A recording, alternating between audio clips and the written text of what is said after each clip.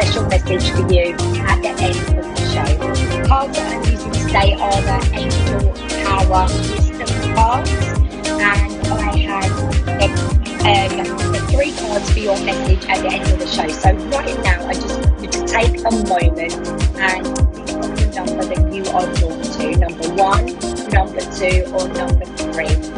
Go for the number that pops straight into your mind, because that is the right number for you, and that will connect you to the right message for you. So as at the end of the show, I will reveal the messages. But our weekly card, our guidance for the week, is the Angel of Action card, everybody. And this is really special because right now we are being assisted to move forward on our path in a very big way.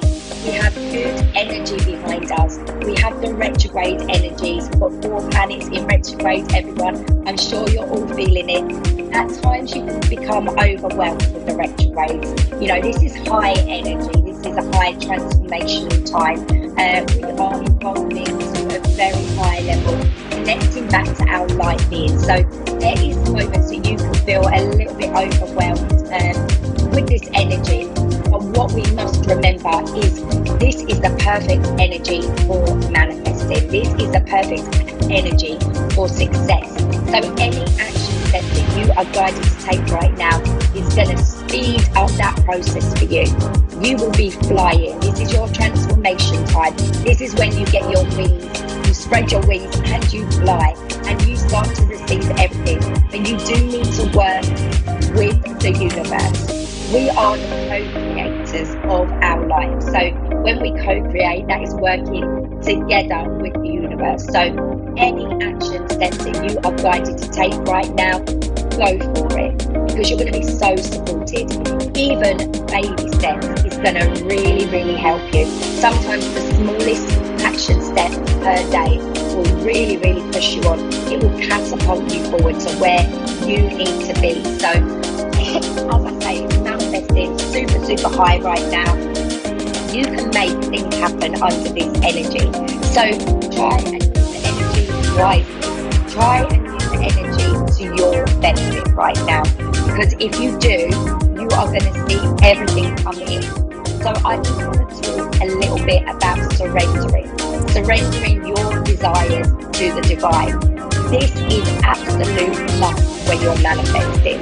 If you hold on to your desires too tight and don't let them go, you will create a block, and it will be very, very hard for your desires to manifest. This is always a really, really tricky subject, because when we want something really badly, it's natural for us to think about it all the time. It's natural for us to question, when's it coming, how's it coming, but actually we break the connection. What happens? We lose focus, we become frustrated, the self-doubt creeps in, the control creeps in, we begin to say, is this going to happen? How is this going to happen? When is this going to happen? And more frustration creeps in, and you end up in a vicious cycle. You end up circling round and around and around, and you end up driving yourself crazy. But you still don't receive your manifestation because you're holding on too tight, because you haven't let go. And what happens is it causes resistance, and we cannot manifest successfully when we're coming from a space of resistance. We need to come from a space of alignment. So we need to come from a space of completely trusting that our desires are going to come to us. We can't keep asking over and over again for the same thing, because what we do when we do this is we are telling the universe that we do not trust. Because when you ask for something, if you keep asking over and over and over, that is putting out the vibration that you are not trusting. So you will be in a space of resistance. Resistance is so hard to manifest from. You're going to really struggle to receive anything. Alignment is where you will successfully manifest from. Because when you're in alignment, you are at your highest vibration. When you aren't trusting and flowing with your path, you are at a lower vibration. And you need to be on your highest vibration in order to receive everything that you want. So we need to let go of the self-doubt. We need to let go of the worrying. We need to realise that letting go equals magically manifesting effortlessly everything that you want. So you need to focus where you want to be rather than what's not coming in for you now. So you need to ask yourself, are my needs fulfilled now, where I am now? Or are you in a space where you just don't feel fulfilled unless you get what you've asked for? Unless your manifestation comes into form, do you feel fulfilled? Because you need to be fulfilled now. You need to be in the present moment now. You need to be connected with your power, which is always in the here and now and the present moment. You can't expect your manifestation to come in and feel something within you, like feel a void within you. You have to be all of that within you now to successfully, rapidly manifest. So if you keep asking for the same thing, you may have a void. So I'm going to give you a couple of examples here. So if you were manifesting money, you're manifesting a sum of money, you're manifesting abundance in your life. But you keep asking for it. You're not receiving it, you're getting frustrated, the money isn't coming to you, you're not seeing any changes with your finances, and you begin to get frustrated. There is a void in this area. You need to look at it. You need to ask yourself, what is this void? What is stopping me from manifesting? Because if you match the right energy to what you're manifesting, you're going to manifest every single time. And money is just energy. We are energy beings. And if we match the right mindset, you won't fail. You have to receive. That is the law. That is the powerful law of attraction. That all works on energy and frequency. So you could then have a void. So what you need to do is you need to ask yourself, where is my money mindset? Am I trusting that this money is coming to me? Do I feel worthy of this money coming to me? Have I got old, outdated conditioning around my money mindset? Maybe you've been programmed as a child, maybe your carers and your parents, without even realising, completely unintentionally, were always saying things to you like, don't waste that money, don't buy that because you need to save, that's necessary, we've got to save every penny, don't waste that. So without realising it, you would have been programmed. It happens to all of us. We all are at some point in the wrong money mindset. So another example, if you were manifesting romance, you're manifesting love, and you're getting frustrated around love, you need to ask yourself, where's the void here? Why is this love not manifesting for me? Have you got a void somewhere? Are you coming from a space of self-love? Again, do you feel worthy of receiving love? Do you feel lovable? Have you got past pain and hurts around love, situations, emotional experiences that still need to be released? This is all what you need to ask yourself, why you're not receiving. So we basically have to have no attachment to the result. We need to surrender all attachments. We need to ask, know it's done, move away from it. That is going to keep you aligned and open and ready to receive. A really good way of remembering this is imagining that you're going to the supermarket and you're doing your food shop. You grab your basket, you put in all the food that you want, you go to the checkout, you line it all up at the checkout, you bag it all up, you pay for it, and then some people take the option to say, can I have that delivered to my home later? And they go, yeah, sure, that will be delivered later. Use this analogy the same as manifesting with the universe. So you've got your shopping basket, you're putting everything in it that you desire, your shopping basket of the universe, you're putting everything in it that you desire. You go to the checkout, that's you asking, this is what I want, you're at the checkout, you wait, You wait and you pack it, and then you wait for delivery. You don't have any doubts that that shopping isn't going to arrive. That's a really, really good way of thinking of it, and a really good way to relax your mind. So I just hope that helps somebody today, and makes a difference. Surrender, let go, and you will see huge difference around your manifesting. So I think we have a caller on the line now. We're going to go to Ida. Have we got Ida on the line?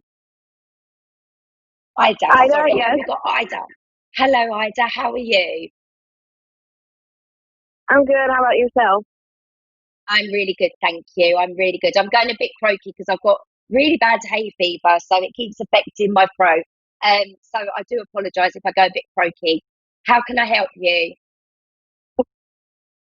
This is the first for me, so I'm guessing just to ask you a question. Yeah, of course. Yeah, go ask away. Okay, so I've been in a crazy relationship type deal, with two brothers. It's the craziest thing ever. Um, I'm just wondering where is this gonna go? Okay, so you're in a relationship with two different people who are brothers. Is that right? Yes, pretty much. Yes, ma'am.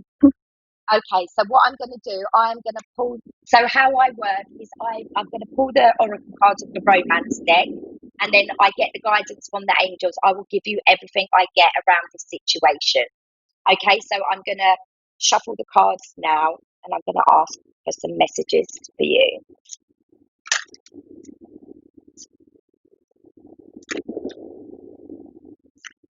Let's pull a couple more and see where we're at with this.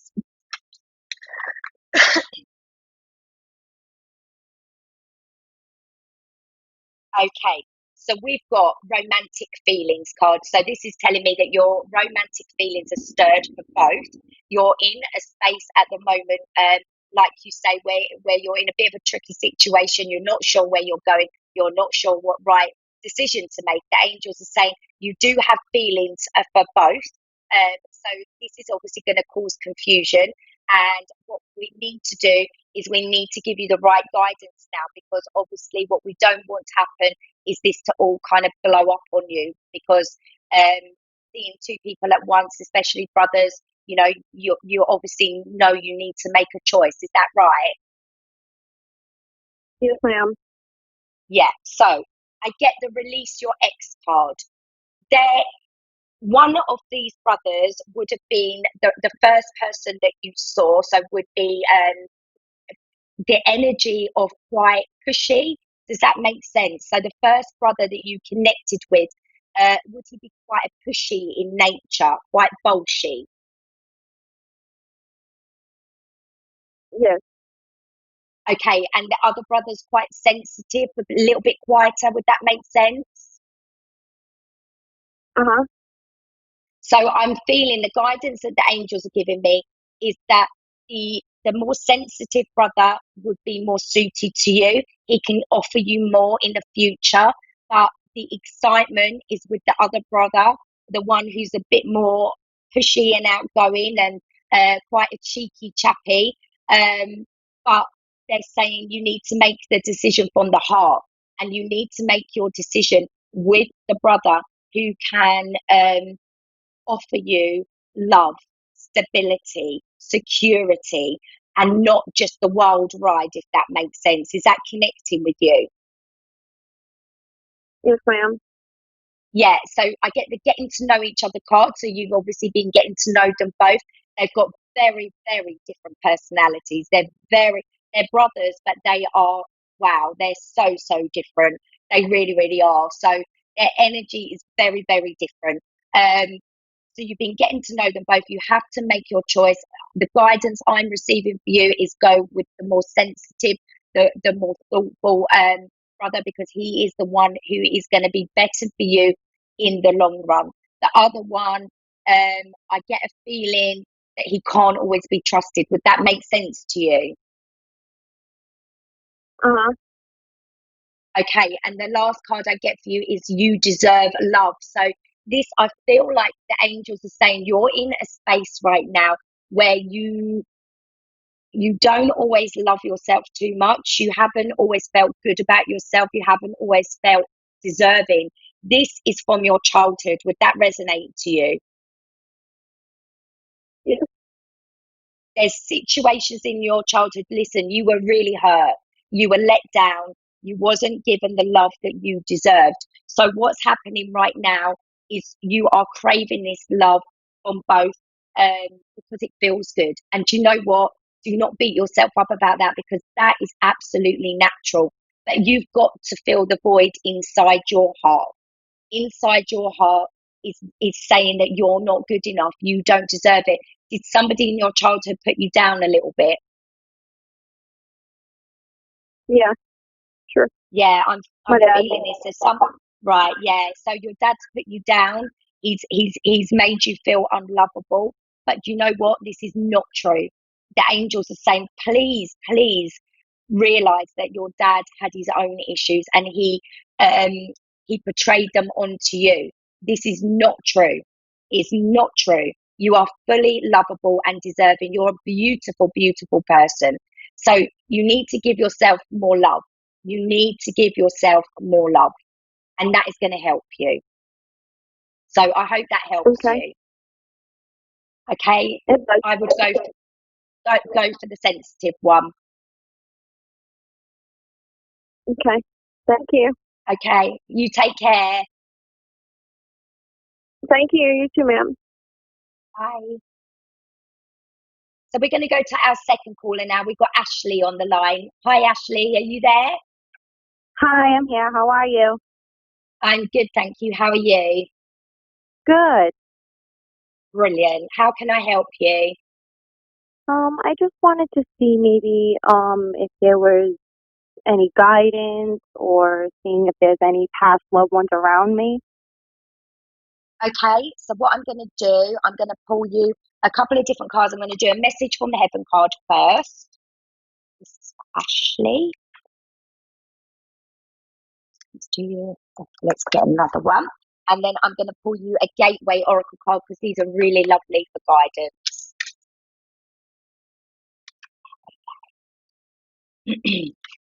Okay, so your heaven card is your intuition is strong and we are reaching out to you for help. And your second card is listen to your inner voice as we try and guide you, use your intuition. So this is telling me straight away that you're in a bit of a space where you're not quite sure where you're going. You're feeling a little bit all over the place. Would that be right, Ashley? Correct. You've got decisions to make. You are being guided. There's a male in spirit. Is there a male that you lost in spirit? Beautiful energy. Um, my grandfather or my mom's boyfriend a few I years feel ago. it's your grandfather. He's saying it, yeah, he's stepping forward. It's your grandfather. He is guiding you. He is saying you will not go wrong. You need to listen to your heart. You need to listen to your heart. He's making this really, really clear.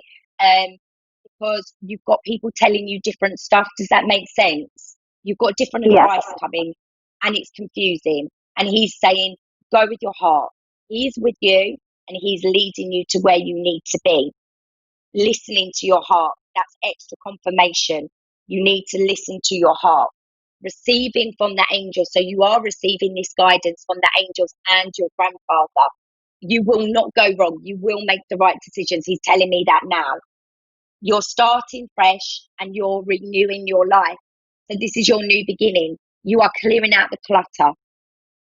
Clutter needs to go. So it's telling me you're in a very powerful releasing time, and you're in a time of change. Big changes coming up for you. Would you be moving? Because I feel lots of packing up. If you're not moving, then it's literally packing up the past and emotions and clearing that out. But you've got a lot of guidance, you've got a lot of support here. This grandfather is a beautiful energy. He's one of your guides, and he's saying, just don't listen to everybody, listen to your heart, because you're getting confused. There's too many people telling you. Have you left a relationship or something? I feel like you've left something. No, it's just rocky. Yeah, well, okay, because I'm feeling like you're leaving something, and a lot of it I feel is the past. There's a lot of past around you at the moment that needs to be released. That's what the clearing of the clutter is. It's making you confused. There's still stuff that's taking your focus that's linked with the past, if that makes sense. Yeah. Okay, so release that. He's saying you won't go wrong. It is all going to be absolutely fine. It's all going to be fine. It's all going to work out for you. Just try and keep the calm and peace of mind in your head, because sometimes when we get overwhelmed by the changes around us, it just creates real unsettling feeling. And he's saying you don't need to worry. He's got your back. He's got your back, and he's going to push you forward. You're going to make the right choices. You're going to easily release all of this. He's saying, talk to me, ask me, because he's very much around you. Awesome. I hope that helps. Awesome. Yeah, it does. Brilliant. Thank you. Have no worries, because with him as your guide, you're going to fly. Great. Thank you very much. Okay, you take care. You also. Thank you. Bye. Okay, so I am going to go on to our messages now. So at the beginning of the show, I asked you to focus on the number 1, 2, or 3 for your special card message. So for everybody who chose number 1, your message is Heaven's Messages. And this card says, your loved ones in heaven want you to know they are safe, protected, and reunited with their family and friends. So this is so much love from heaven. So loved, so protected, so guided.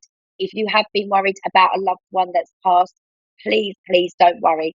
They are fine. They are with their loved ones. They are happy where they are. So no worries. Take the worries away straight away. There's nothing to fear or worry about. You don't need to be worried about someone. But this is also a really loving message for you to say they're right by your side. They're helping you manifest.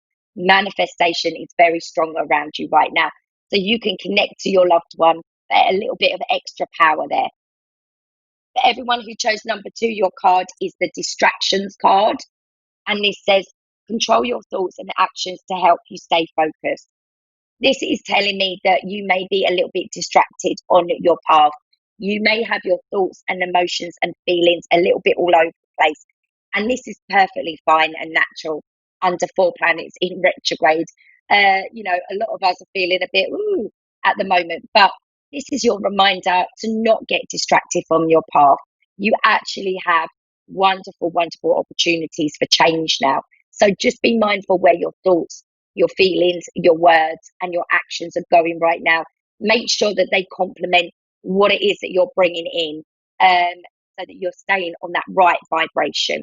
Try and do one thing every day that keeps you connected to the higher vibrations, such as grounding, balancing, meditating, all of that sort of thing. Pick one thing a day that is going to keep you connected to that higher vibration. For everyone who chose number 3, your card is look up and look forward. And it says, welcome new developments for positive change. Hello, positive change. You are moving forward. You may have felt that you've been stuck. You may have felt that things have not been moving. And this is the card of movement. This is the card of beautiful change, positive experiences, and really getting that momentum building. You are not going backwards anymore. So step away from the past. You're not there anymore. You're only looking forward, and you've got so much to come. So many magical blessings headed your way. So keep going and know that this change is very guided. It's going to bring you to a beautiful chapter of your life and lots and lots and lots of excitement. So I hope everybody connected to their messages. I hope everybody resonated to them. And I want to say thank you for joining me on my show again this week. It's so lovely connecting with you all. Thank you for being here. And you can find me on Facebook at Carrie M. Bush. You can find me on Instagram at Carrie Marie Bush. I'm also on Twitter. I have books on Amazon. I have a support group, a spiritual soul family subscription group. You can come and find me there on Facebook. And have the most beautiful week, everybody. I am sending you so much magical energy and so much love and light. Take care of yourself, and hopefully you can join me next Tuesday at the same time.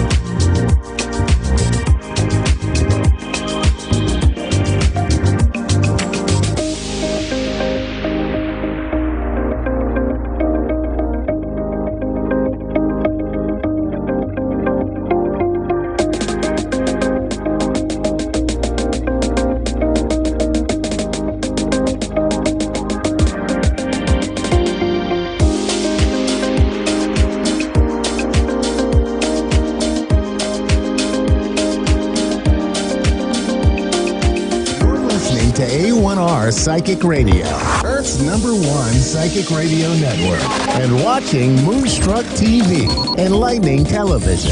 Welcome. Time for Psychic Paths with Suzanne Marie. Live from PsychicPaths.com. Connect direct. In North America, dial 888-454-2751. In London, 20-3519-2158. In Sydney, dial 02-8488-3147. Or online, contact us through our Facebook page, facebook.com/Psychic Radio. Or one of our websites, AskOneRadio.com or Moonstruck.tv. This is Psychic Paths on A1R, the Ask One Radio Network. Hi, welcome to A1R Psychic Radio. This is Suzanne Marie. coming to you from central Minnesota, and I'm here to do some readings tonight. I would like to explain a little bit about my clairvoyance. I can see vision and auditory, I can hear, and I do past, present, and future. And I am a medium, but I'm a light trance medium, which means that an entity does not possess me or talk through me. It's more like they stand beside me and I relay the messages. And also, I can clearly see and hear. So any questions are not too much for me, unless sometimes the shades are down. And I will explain that. The way that I explain the shades going down is that when you ask a question, it doesn't necessarily mean you'll get an answer. Not if it's not your time. Everything is about the creator's time, is my belief. So if you want to speak with someone on the other side who's passed, and I can't, it's usually because it's not your time. It's not the time for that happening or that experience. And so it's not my ability and it's not your question. It's just the timing. So I'm always sorry for that, but it's like anything else in life. What isn't your time isn't going to come until it is. So that's how I explain that. And also, um, I'm very much on Facebook. So if you'd like to visit with me on my Facebook page, it's at Psychic Pass on Facebook. And my website is www.psychicpass.com. I am now taking sessions. I have next week free, so I'm looking forward to you connecting with me. Also, I had an email from Christina from Texas, and I have gotten from Spirit that you need more time than I could give you right now. So we will chat tomorrow. Just shoot me a message, and we will connect. I would appreciate helping you as much as I can. I can sense your pain. So, yes, and any questions you have, please send me an email, send me a message. I would love to hear from you, and I'm always open to questions. I will answer almost anything. So, yes, so welcome to the show tonight. I hope that I can get some callers in that I will enjoy me. Oh, we have Tori in Mount Vernon. Hello? Hello. Hi. Hi, Suzanne. How are you? I'm doing good. How are you? I'm good, thank you.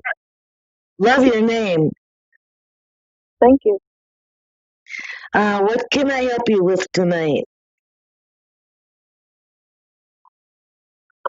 Okay, I guess my main, excuse me, two questions is dealing with, in my love life and, um, about a move to another state that I'm going back and forth about. Okay, we'll start with love first. How's that? I'm Give me a sorry. second. I'm going to start with love. So give me a second. Can you hear me okay? Yes. Good, okay. So there was a person in your life that you had a off and on or a uh very fiery kind of relationship. I I sense that this person isn't gone yet. No. That it's still in and out.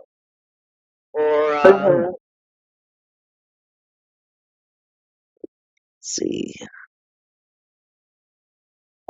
you kind of take a lot of stuff. You take a lot of drama. You got the patience of a saint, is what I'm getting. I do. Um,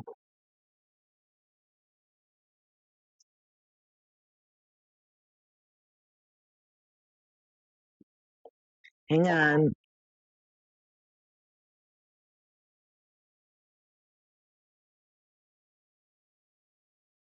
I don't see.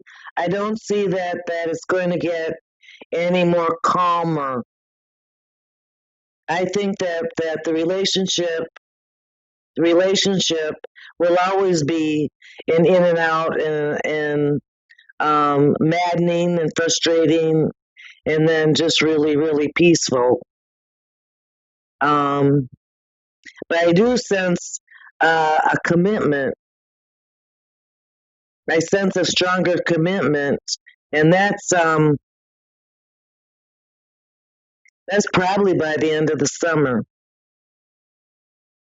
There's um there's a youth inside of your partner, a youthful way of thinking of things, and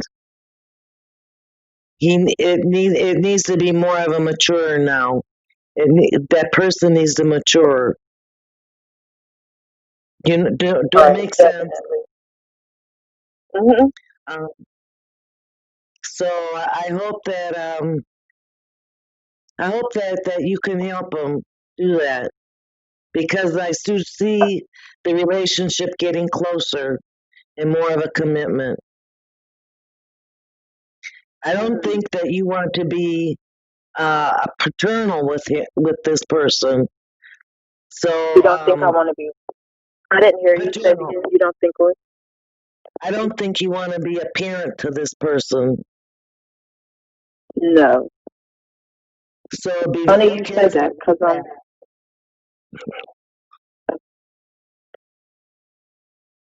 Hello. okay. Yeah, I'm here. So I would suggest you kind of watch that you don't fall into the trap of being a parent to this person. Okay. It's very easy to do for us females to do that kind of parent, but it's a bad I'm habit in a sure. relationship. Um, yeah, so that's what I see as far as love.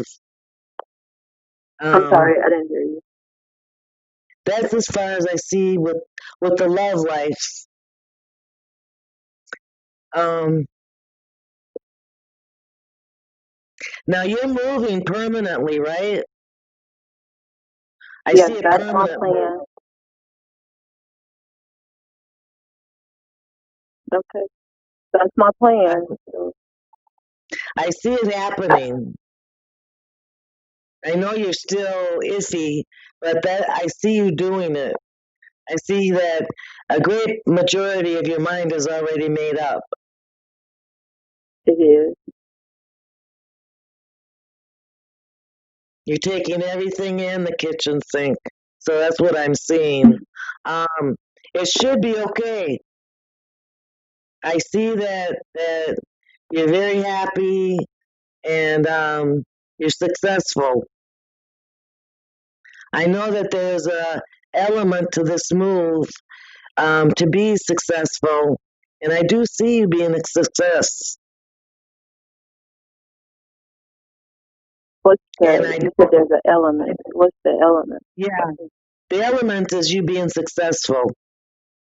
It's Oh, kind of okay. like you got many reasons for wanting to move, but one in the back of your head is you would like to be a success, a successful person. And I see that happening. Definitely. I see that it's for the long haul, and it will make you happy, and you will be successful. And I don't see you moving for a very long time. I don't see you hopping around. I don't see you running back. I do see you staying for quite a while where you move.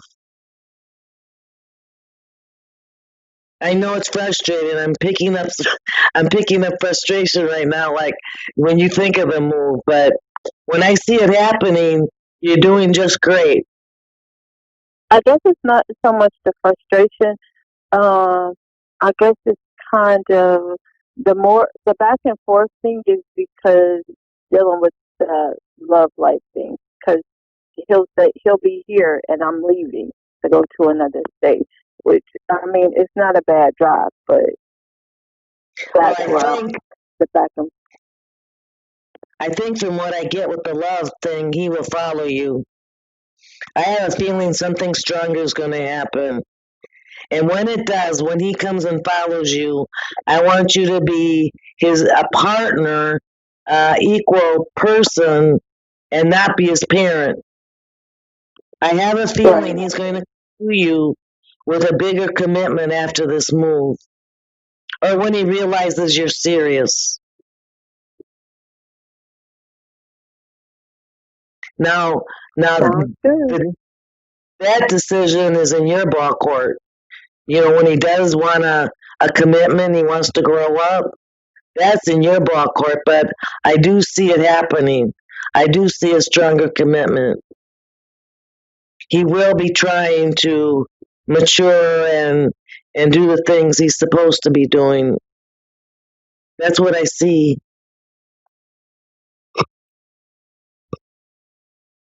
Okay, it all sounds great.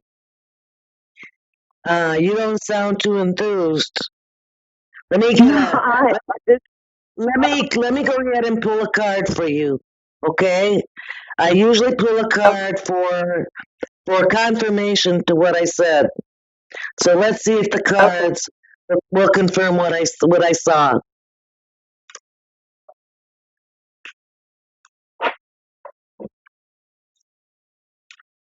Yes, personal power.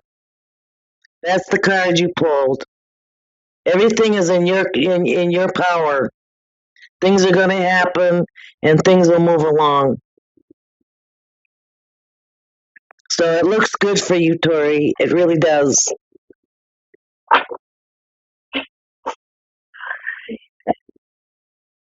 Take a but deep breath.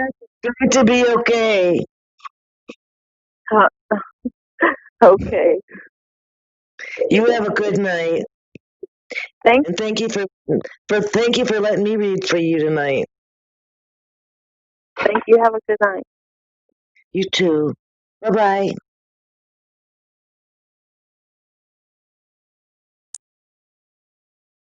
So commitments, um, yeah, they're very hard. I'm so glad that I have my cards tonight on confirmations. So we'll be able to get some confirming cards tonight with each reading. Roxanne in North Carolina. Hello. Hello. Hi. Hello. How are you doing tonight? Well, I wish I could say I was doing good, but I'm not. Something with your health? It's actually my son. He got murdered last month, and I Oh need to find no. out if he's got any messages or anything for me. Oh my goodness.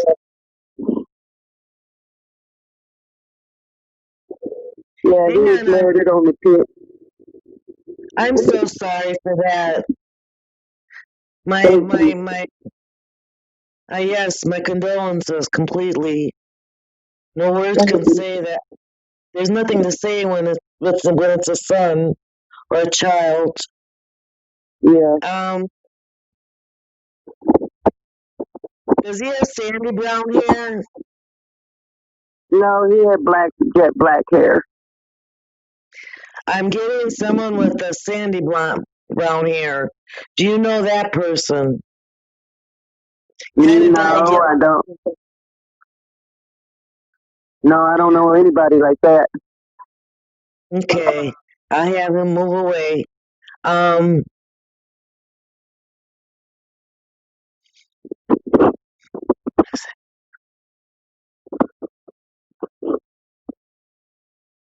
No, my son was dark skinned because he was half Hispanic and had black hair. so far, not being able to connect, but I'm going to try. It's not been a long time either, and sometimes Yeah, when it's not a long time, it's unavailable because it takes some time to get used to the other side. Not that he's going to, yeah, he's working, but it just seems spirit takes time, yeah, and but I'm looking.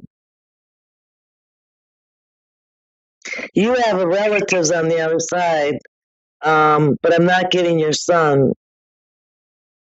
yeah. I know my brother and my mom is up there on the other side. My Um, brother your died whenever son, he was 18. and he doesn't have Sandy Brown hair. I wonder if he's fooling me. Cause yeah, he came right away. Um, Yeah, he had light brown hair. okay, he came running to you. But I'm not getting your son. I'm sorry. Um, if you call back or get a hold of me on my Facebook, I can try doing this later, like maybe in a month. Yeah. But Alrighty. I want you to know absolutely that being on the other side is complete and utter joy. Everything in this worldly dimension is so sad and so dark and so worrisome. But as soon as people pass over and go to the other realm, there is just complete joy. You feel complete love. Um, it's just amazing. It's an amazing feeling. I've passed Yeah. away, and this is just a dark reality that we have to get to in order to go home. So, um, Yeah. I want you to know that he's okay. I haven't met him yet, but I know darn well that he's okay, and he is adjusting to what has happened, just Yeah. as you are. But he's happier. He's probably crying for you. Um, but everything around him is like a billion times brighter and more loving. Okay, Yeah. if you Alrighty. can, Go ahead. yes. I was talking to your brother. He just seems like a really nice guy. Oh, he was. He was really nice. He was a good man. He was in the Navy and everything, and I was pregnant with my son whenever he passed away. The one that my son that just got killed, and he was real. I mean, he was a really good man. He's around you most of the time, and he's around you now as you're grieving for your son. And he's with your son, but your son isn't stepping forward. Um, Yeah. your brother says you were the greatest sister he could have wanted, and he's telling me there might be one more sister, but you were the greatest. Were you too close? Yeah, we was. Actually, he's Um, got three more sisters, but me and him was really close. that's what he's saying. Because I was like, favorite? If you got a favorite? Um, he's doing good. Um, yeah, he wants you to know that everything is okay, and in time I'll be able to, or another reader will be able to connect with you. Yeah. Um, I'm just so sorry. It's going to take a great amount of time for even a little healing. to be done. So I'm just so sad. I, I fly right after my son's viewing, which was on the 16th, I think it was. I can't remember. But do you see that DUI would get dismissed? No, I get no. Uh-huh.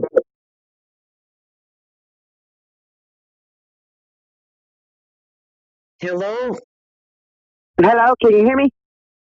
Now I can. What was your question sorry. again? I got a DUI right after my son's viewing, after he got killed. And I was wondering, I've got to go to court July the 21st, if it'll get dismissed because of my son's death. It was for taking too many Xanaxes. And you're going to go into court? Because if it's a lady judge, it will be dismissed.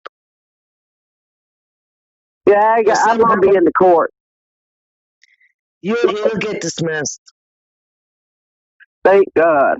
I've been worried about that too, because I've been told I'd be going to jail and losing my license and everything. And I was just, you know.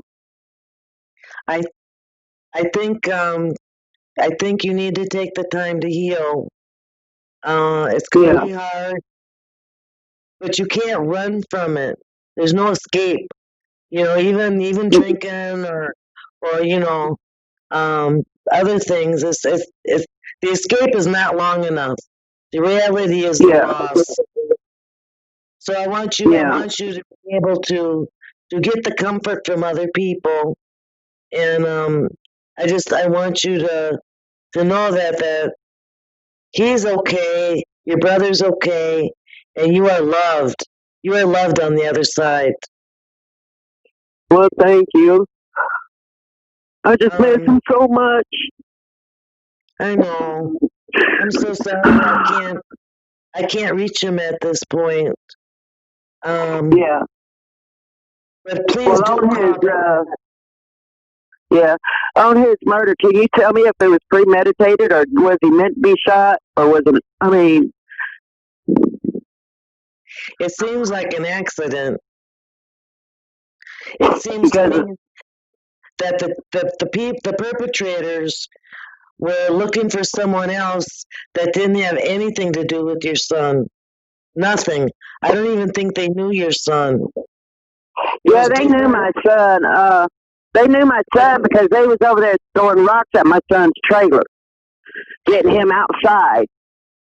And the boy that shot him, he went around the front trailer and shot my son. But they didn't know each other like on a personal level, is what I'm getting. Not in the same circle.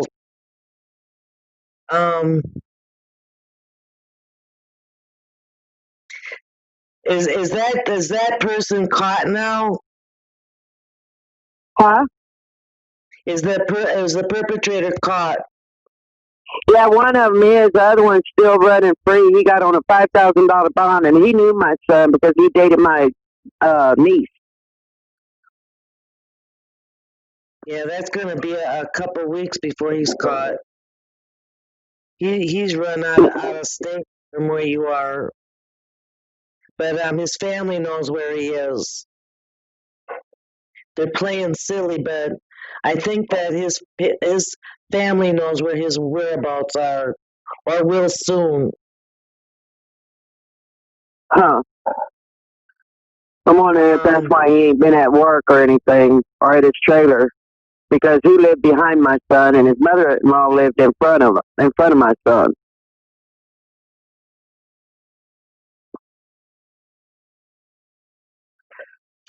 Did your son have a car that he was in love with?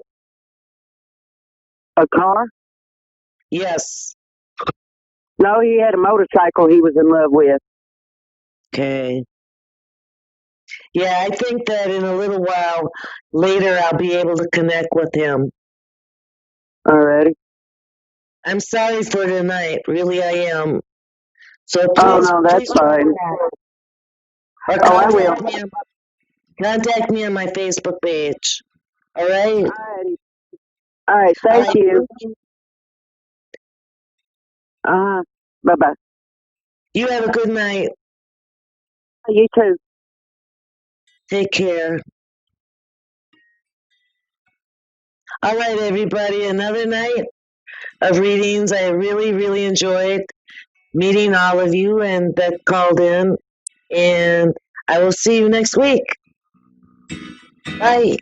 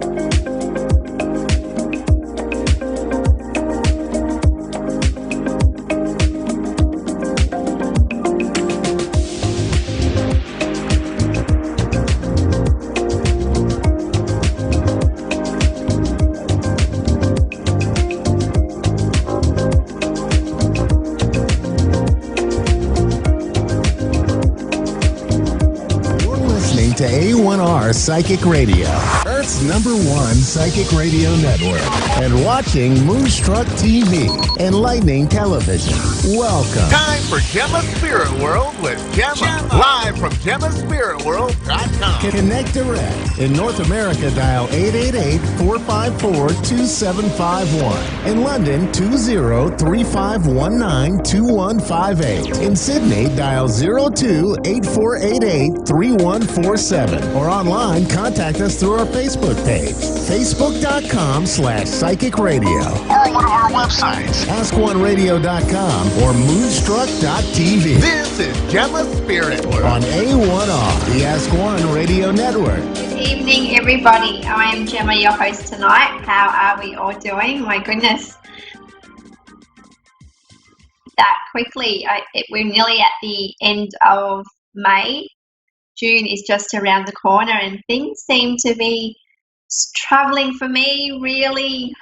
It's every day seems to get quicker for me, but I feel like at the moment we're heading in the right directions. I woke up every morning I like to, I have a ritual in the morning. I have a ritual in the morning. I enjoy meditating, and I know that if I don't start my day without meditating, I just feel a little bit all out of whack. So I've had, a little bit of time to reflect on this month and how quickly it has gone. And for me and a lot of people that I've had a lot of readings the last week with clients, it seems that, doors are closing and new doors are opening for people, new opportunities are coming people's way. I know that things just don't happen for no reason, and they happen to teach us something. And it's something that's really brought my attention this week is that I seem like I'm forever learning a lot of lessons about life and with the people that are in my life, and the things that I do, and if lessons that I haven't learned, and lessons that I keep on relearning. And as much as I enjoy them, they're quite challenging. And I just know that, there's always things put in our way, whether, they're obstacles for us to overcome or to challenge us to really find, out who we really are as a person. And I've just noticed that, we have lots of things have been in front of us, and generally when I find an obstacle in front of myself, there's always, it makes me think that,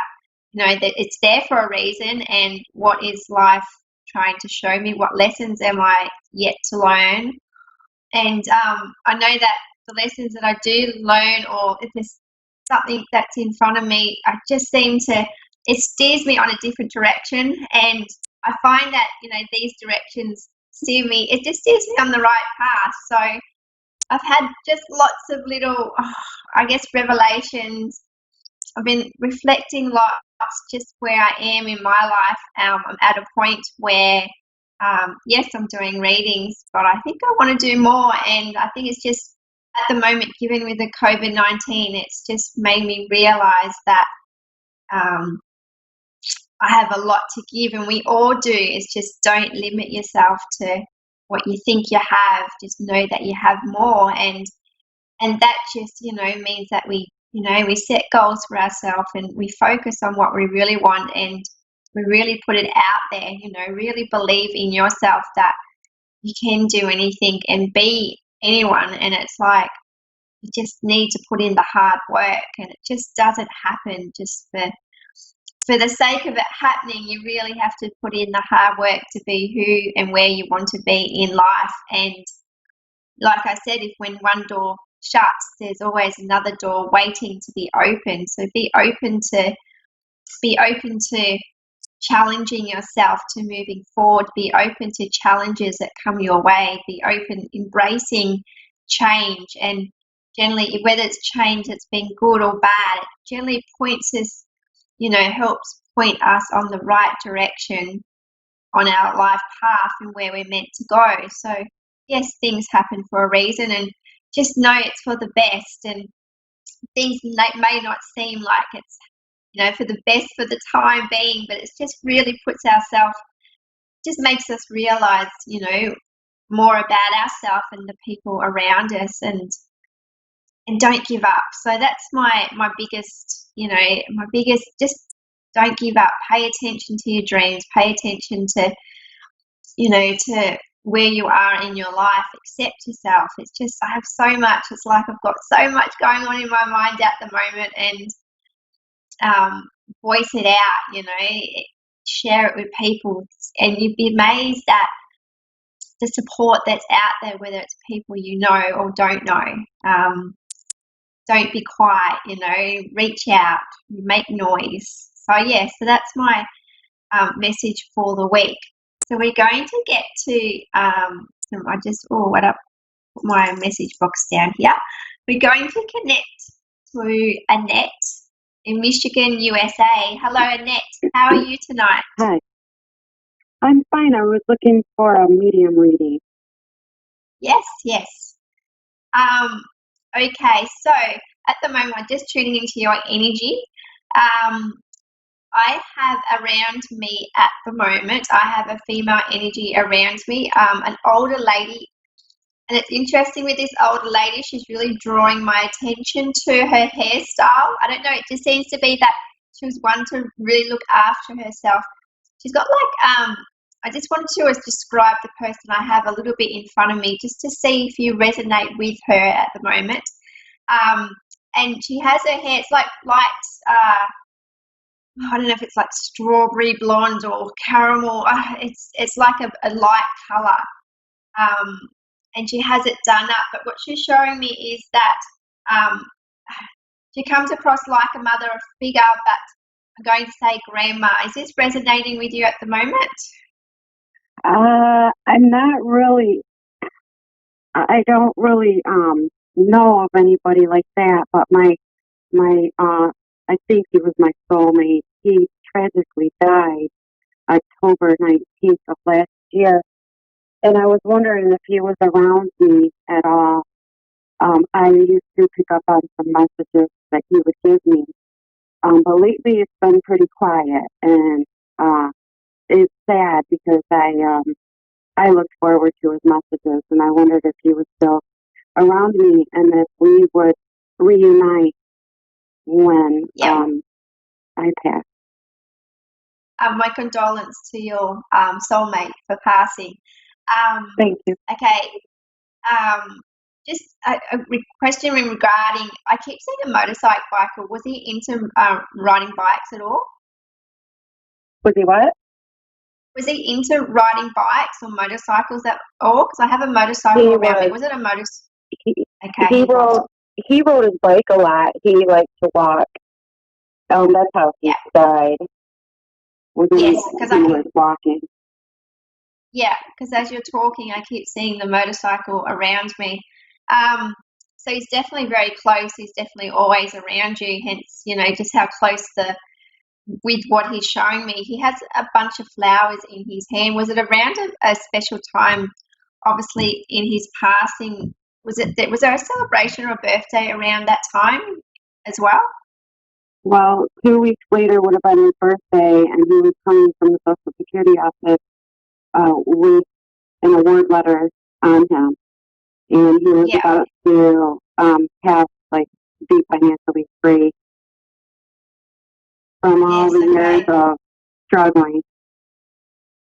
Yeah, definitely. It was, I can see that he's here right now. He's got like flowers, and it's like, and do you also, thank you for confirming that. Do you also take photos down? Not photos, sorry, flowers down to his burial site? Do you take? Because I'm giving him flowers, so he's here right now. And yes, he confirmed that his birthday wasn't like 2 weeks from his accident. He's showing me flowers, like he wants to give flowers to you, and he's letting me know it's something that you do for him. Because I know that you think of him every day, but do you go down to where he was buried at his burial site with flowers? You visit there a lot with flowers around. He was cremated, and his family was very estranged from him. So they got everything because he didn't have a will, even though they were estranged from him for many, many years. And they're pretty tight-lipped about his ashes and where they are. But I was invited to. It was kind of like a memorial. It was a get-together. And I was the only one that brought a big bouquet of flowers for him. Okay, so that makes sense to me why he's giving me flowers as well. He's letting me know that he was there, obviously, but he thanks you. He's got a big heart. His heart for you. What he's saying to me is that it never, it's his love for you is strong, even though he's not here on earth. He keeps letting me know that what he's saying is that to keep your head up high and to keep following your dreams and don't, you had at the time, were you actually graduating from something around that time with study? I had received my bachelor's degree about a year and a half before that happened, and I know he was very proud of the fact that uh, I took my education seriously. Yes. And so he was very proud of me for that. Definitely, definitely. And that's what he's mentioning is that, keep continuing on with your dreams, with your study, to keep on following them, because he's going to be there every step of the way, guiding, supporting you. Also, what he's also showing me as well, is there a place around your house that you go and sit outside in the sun, like a swing? A love swing or something that you did together? I'm drawn to this swing. He's showing me this swing that's in the sun. Well,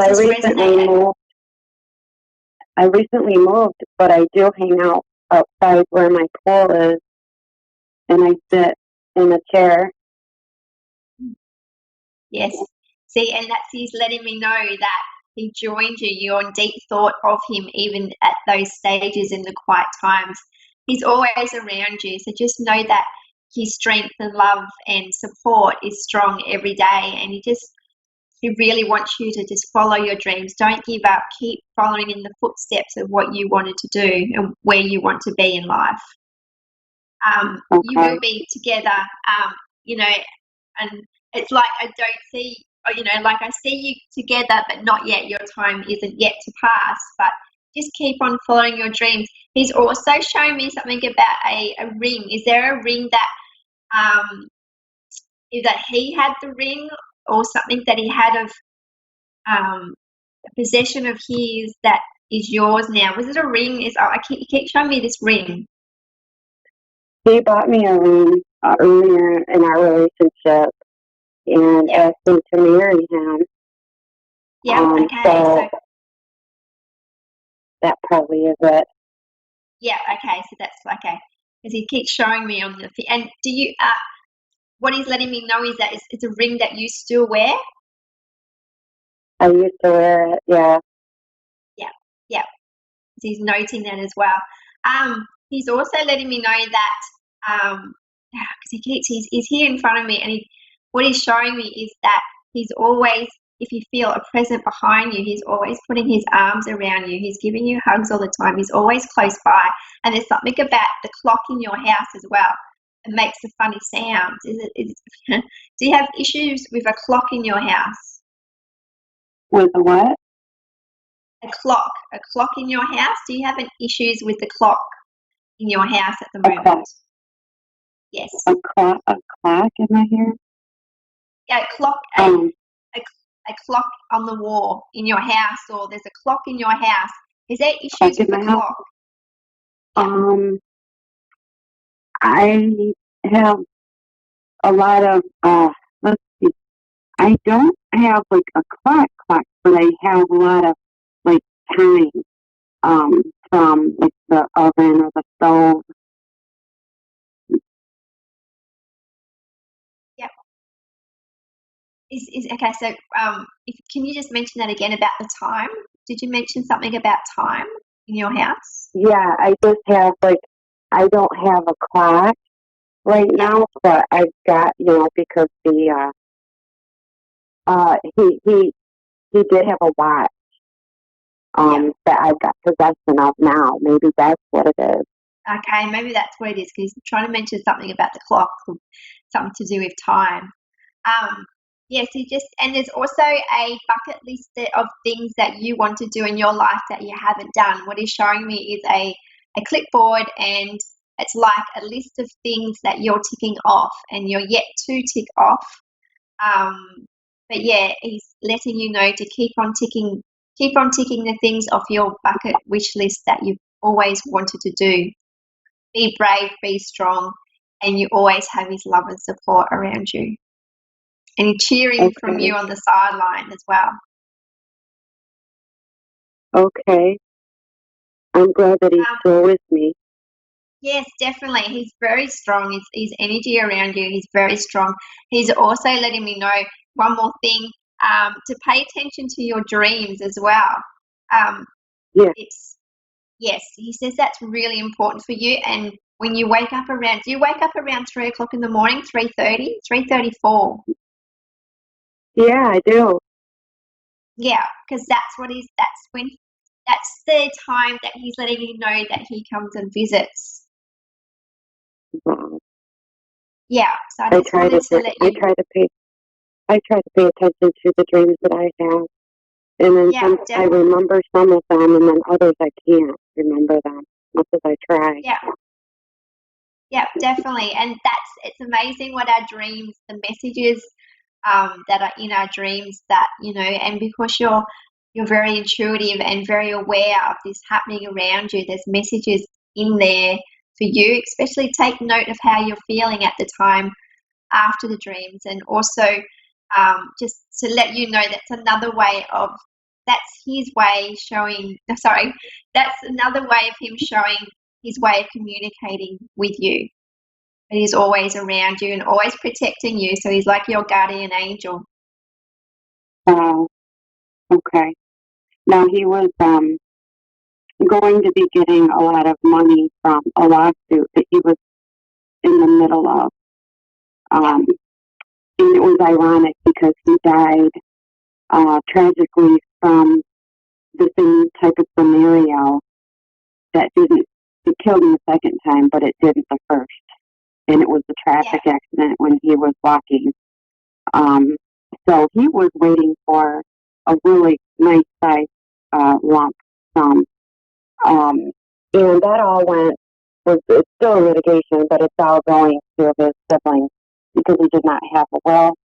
And I know that he would have wanted me to be taken care of, but obviously, these guys are avoiding me like the plague, not like I'm bothering him or anything, but I sent a message to his brother about, after the 6 months of his death, and no word back.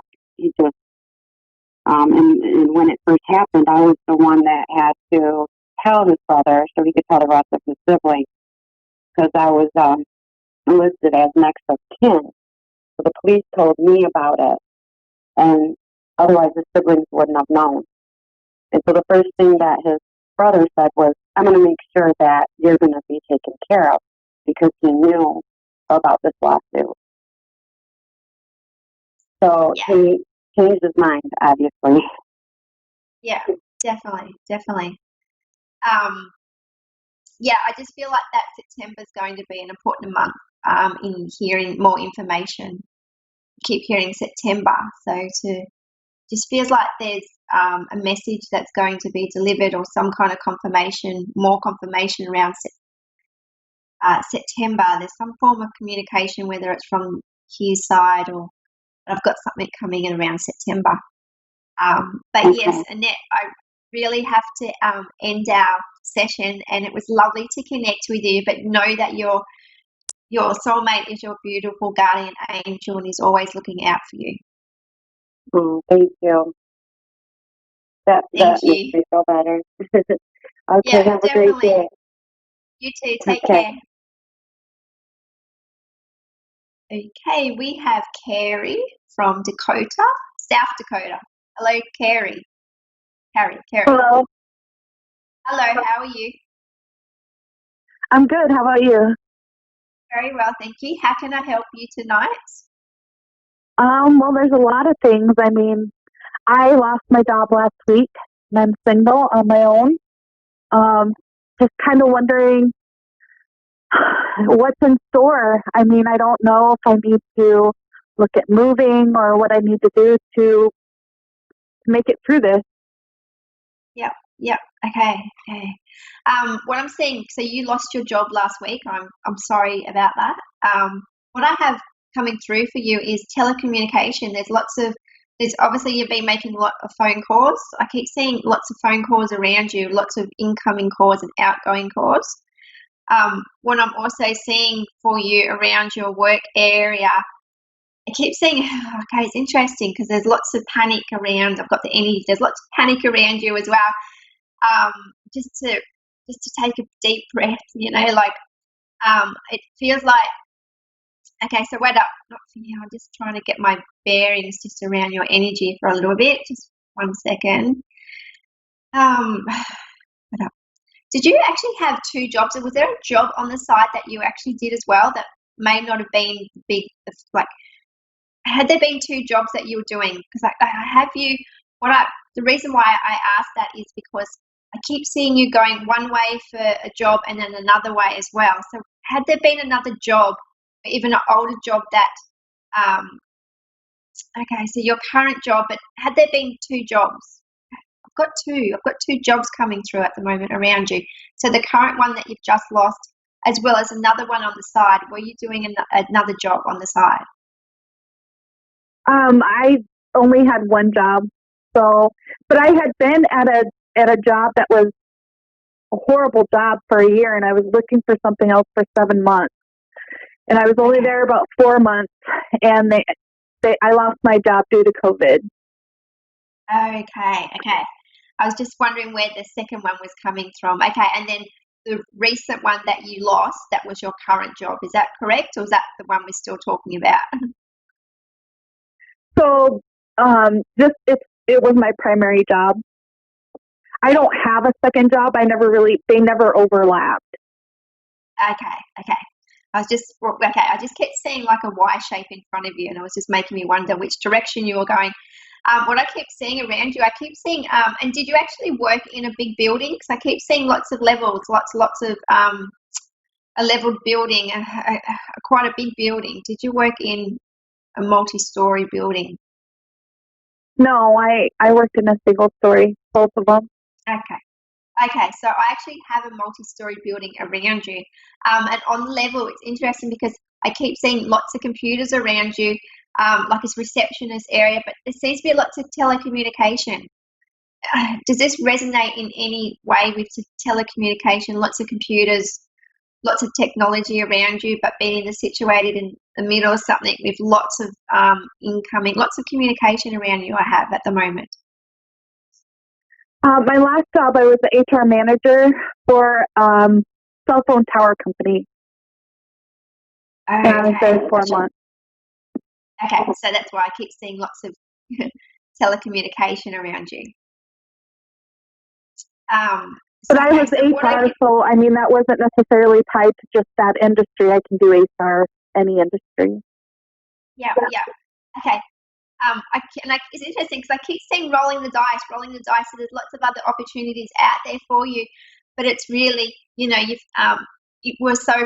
were really good at what you did, and it's what I keep hearing is don't doubt yourself, don't doubt what you already know and what you have to offer to give to others. I also see you giving your resume out to, but it feels like because I've got women, I've got lady energy, I've got female energy around you. A lady energy. I also see that you're giving your resume to her. But I just keep seeing lots of companies around her too. This is really, I'm just trying to explain what I'm seeing at the moment. I just seem to be all over the place. I keep seeing water around you as well. So the location of where you're working, was there water around you as well? No, not right now. Water. Okay. I mean, I personally love water energy, but no, I don't. I'm not by water. Okay. Because what I'm seeing around for you for work is that July is going to be an important month for you. I also keep seeing the number 5, which lets me know that there's, obviously the energy around 5 is around being independent and moving forward. The movement, there feels like there's not lots of traveling, but there seems to be a bit of travel to get to work to where you're going to go. I also keep seeing that your boss, a female boss is what I'm getting, because she's very quite, she's got a lot of strength, like a lot of power, so she's high up. What I'm also seeing around you, I keep seeing lots of deliveries. So what I'm seeing for you is that, yes, you're jobless at the moment, but it's not going to be for too long. I also keep seeing you driving back and forth. Do you actually own a blue car, by the way? Because I keep seeing blue around you. Keep seeing what? A blue car. Do you have a blue car around you? No, I have a white car. Okay. So I keep seeing blue, and blue color around blue is around communication, and it just just keep communicating, keep putting the word out there, because I don't see you being jobless for too long. I apologize, Carrie. I only have 90 seconds, but I wish you all the very best with your job hunting. I know that it won't be far away. July is by July you will have another job, and I wish you all the best. Thank you so much. Thank you. I just like to thank everyone for tuning in to A1R Psychic Radio. I would love everyone to follow me on my Facebook page, Gemma Spirit World. Thank you. Have a great week.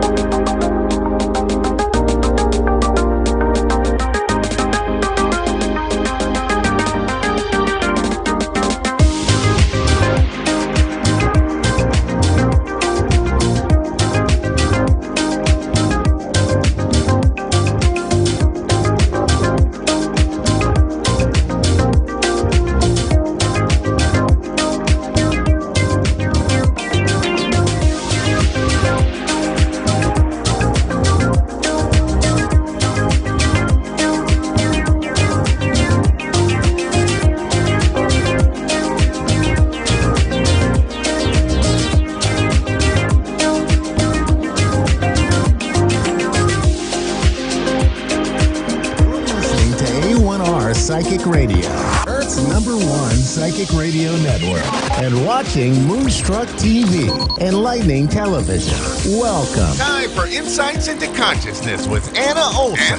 Live from AnnaOlsonIntuitive.com. Connect direct. In North America, dial 888-454-2751. In London, 20-3519-2158. In Sydney, dial 02-8488-3147. Or online, contact us through our Facebook page, facebook.com/psychic radio. Or one of our websites, AskOneRadio.com or Moonstruck.tv. This is Insights into Consciousness On A1R, the Ask One Radio Network.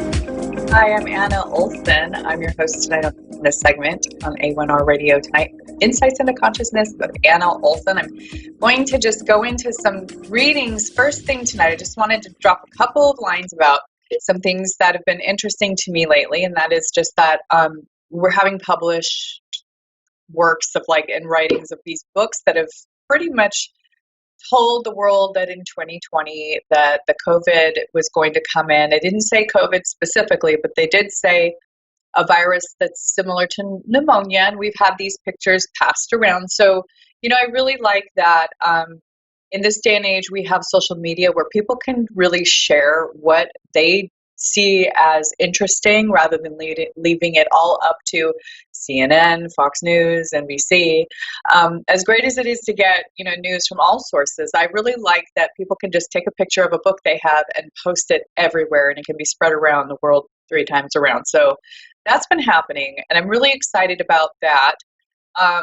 And I really love that, these psychics, the whatever you want to call them, intuitives, people who have a good message from spirit are being able to spread the message that people need to know. These are the important things, the spiritual things that everybody else seems to leave out. So, I'm just really happy about that. So a lot of people have known that this was going to come for a long time. There are people who have been preparing because they listened to intuitives. They listened to psychics. They knew that in 2020, we were going to have a pandemic, that we were going to need to stock up on things that we need, that we were going to, a lot of people bought seeds and all sorts of really great things that will help prepare them. I don't know if they stocked up on toilet paper, we'll see. But by any means, I'm just really happy that people can be prepared that way, and that intuitives and readers are getting the credit they deserve. And I just read in an article online that, from a very reputable source, a reputable big newspaper, was it the New York Post? I'm not 100% on that source, but I know that it was about how mediums are the new life coaches, the new therapists. Now, of course, if you have a mental illness of some sort, or like a depression or anxiety or something like that, you do need your specialist that will help you with, the medical treatment on that. But really, mediums are coming out as the new big coaches. So, I'm really happy to see these things coming about, and that people are really adding spirituality to their treatment and to what they need. It's been a great, great experience for a lot of people. And I have noticed that there's a lot of healing that goes on when I do a medium reading for people. And they are grieving, and they've done all their work with their therapist, with their psychologist. They have worked with a psychiatrist or whatnot to get to where they need emotionally that way, and with their brain chemistry. And then they can come to me, and we can work together to really close some doors that are still open to them, that they're grieving with, and that they're really experiencing a lot of grief. So, it's been a great learning experience for me, and I'm happy that as a medium I can really help them close those ties and speak to their loved ones and get the information that they need to really feel like now they can just complete that grieving process. So that's been something that I've been really happy about, happy to do with people. I love to go through this process with people. I know what grief is like. I have experienced it. And for those who are grieving, I just, want to send a message out there that things do get better, that grief is hard. It is very difficult, but it's one of the most immense learning experiences spiritually and mentally that we can experience in this life, and that it is a great experience to be able to go through the process, especially when you're really dealing with it. Now, I'd always warn people against any sort of trying to self-medicate when they're grieving. When I hear that somebody starts drinking, or they start trying to, medicate themselves in different ways that we know is going to exacerbate that depression issue. We know that alcohol is a depressant. We know that if somebody's depressed, they should not actually be drinking, because that is a depressant. So, really, I feel like it's good for people to know there are other modalities. They don't have to talk a lot about it. They can sit down and say nothing, and we can do a reading, and that will help. So Carly in Vancouver, Washington, I have her on the line now, and I'd love to do a reading for Carol. Carol. Carol, are you on the line? I am. Hi, how are you tonight? I'm fine. How about you? Doing great. Okay. So what would you like to focus on tonight? Is there a specific question? A loved one that passed away. Okay. So when did they pass? Pardon me? When did they pass? March 16th. Okay, so this year, March 16th? Uh-huh. Well, that was pretty recent, wasn't it? Yeah. Okay. So the first thing, I'm getting a male presence. Yes. And, it's interesting because I feel like it's, the interesting thing is that I feel like it's a son, but I'm not exactly sure on son. Yeah, he's my grandson. Okay. So did you raise him most of the time, or were you really close to him? Yes, I partially raised him. Okay. So that's why I'm getting son, but it wasn't all, that's where we're kind of getting that kind of hazy description of son. But the first thing that I'm seeing is that he was working really hard when he passed on a lot of things that he'd been dealing with for a long time, and I see some heartbreak in his past. I'm wondering, did he suffer from depression, or it just seems like he was working so hard, and I'm getting that. Now this is what's good about this transition into the spirit world for your grandson, is that I really do feel like it was the right timing, and that he did the work he needed to do before he passed. It may, anytime that we have somebody in our family who's younger than us pass, it feels very wrong. It feels unfair. It feels like it should not happen that way. But I do feel that he fulfilled his life contract. Yeah. Yes. And I'm seeing heartbreak. I'm seeing heartbreak before he passed. Yeah. And so I'm wondering, did he see? I keep seeing like a substance in the body that affected his body. Maybe like like a what would be like considered maybe painkiller, opioid, something that would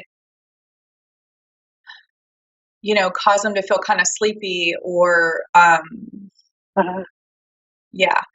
And so was it an issue with the way that he was trying to deal with his depression or his heartbreak? Was he trying to self-medicate, or is it perhaps like an overdose? No, it wasn't an overdose, but he was, drinking a lot and smoking pot, and he actually was murdered. Okay. I'm sorry to hear that. Yes.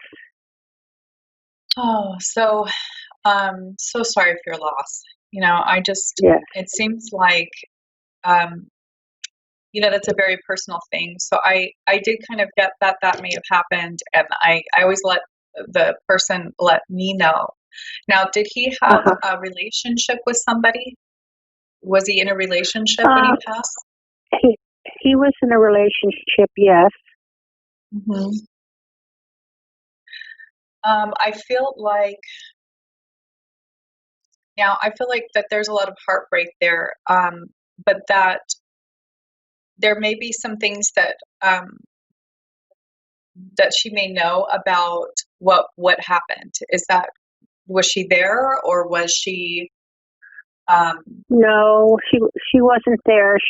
They had called her, and she went there after he was pronounced dead.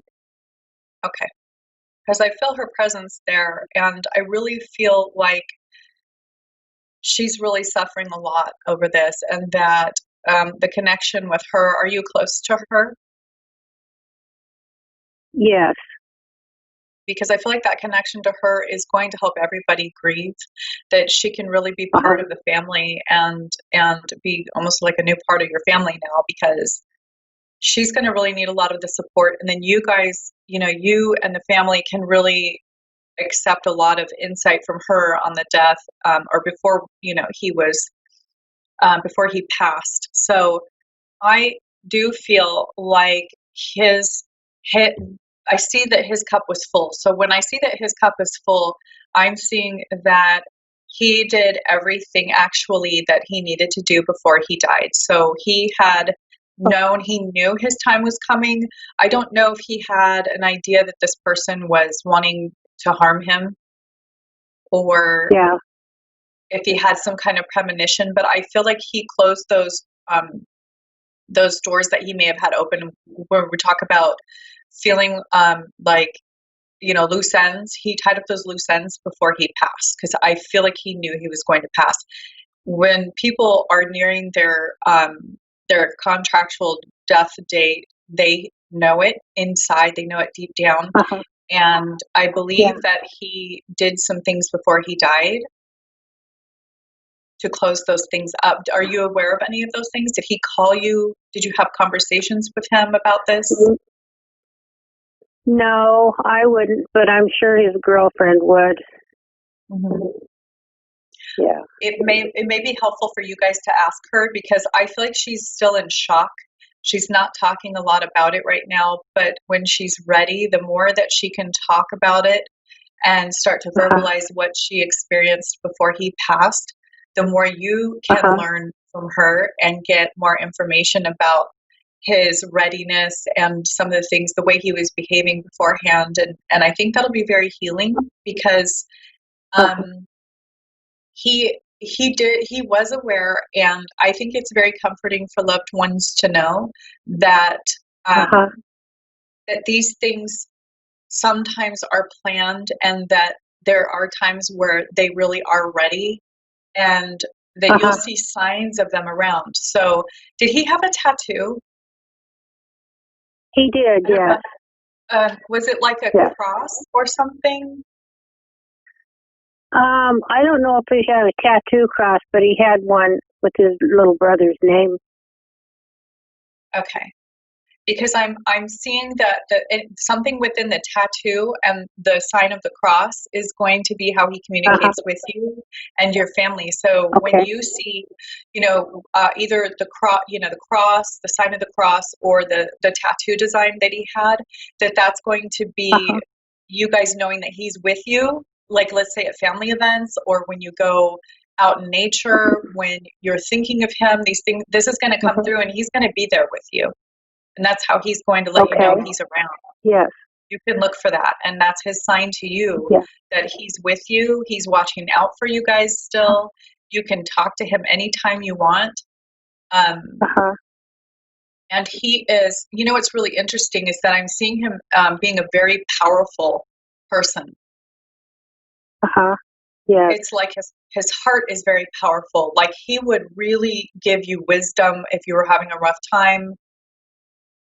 It's almost like he usually didn't say a whole lot about it, but when you're having a rough time or something, he would have such amazing insight and power in his messages and the way that his intention would come through. Yes. Can I ask you a question? Does he say anything about being with family members? Really, just that he's there with everybody in the family while they're grieving, that he's observing, he knows that you're hurting, he is praying for you guys, he is there by you, comforting you. And when you start looking for those signs, you'll see it as proof and confirmation, because I feel like people really need that proof. Yeah. Okay. And that's how he'll come through and let you know that he's there. Thank you very much. You're so welcome. I'm so sorry for your loss. And, if you need anything else, or you want to extend the reading, you can always reach me at my contact info's on my website. It's AnnaOlsonIntuitive.com, and it's at the bottom of the screen. But I thank you so much for calling in, and I wish you the best of luck. Thank you very much. Have a wonderful night. You too. Thank you. So next I have Raven from Little Rock, Arizona. Raven, how are you tonight?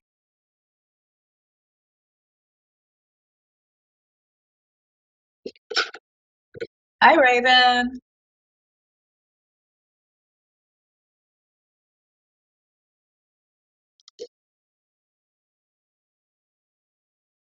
We're going to get her back on the line. I think we lost contact with her. Sometimes cell phones drop out. Right now I'm pulling Raven's cards. Hopefully we can get her back. And so far, it's really interesting because I have the Eight of Swords. The Eight of Swords is depicting somebody in a bind, or basically bound into a predicament, or they're not able to see very clearly what's going on. It's kind of hard to see in this light and with the glare, but there's basically a girl in a dress, and she has a blindfold on, and she has her hands tied behind her back, and she's bound behind basically like a wall of swords. There's a bunch of swords surrounding her. So that's the first part that I have for her. And then we also have the Fool here. So we're working on getting her back on the line. First thing I want to go into with the Eight of Swords is that it has quite a few meanings. So first of all, usually, at least for this reading, what I'm getting, if Raven's listening, is that the Eight of Swords is a card that will depict, it could be many things, but for her reading, I'm feeling like it is indecisiveness. Can't really see which way to go at the moment, needs a little direction, kind of stuck in a situation. Sometimes you see this with people who are stuck in a marriage, financially bound, in debt, or sometimes you'll see this within people who have a loss of power, people in prison or who have been in prison for some time. And when they get out of prison, they're not really able to know how to start over again, or they tend to basically have a whole lot of issue moving on.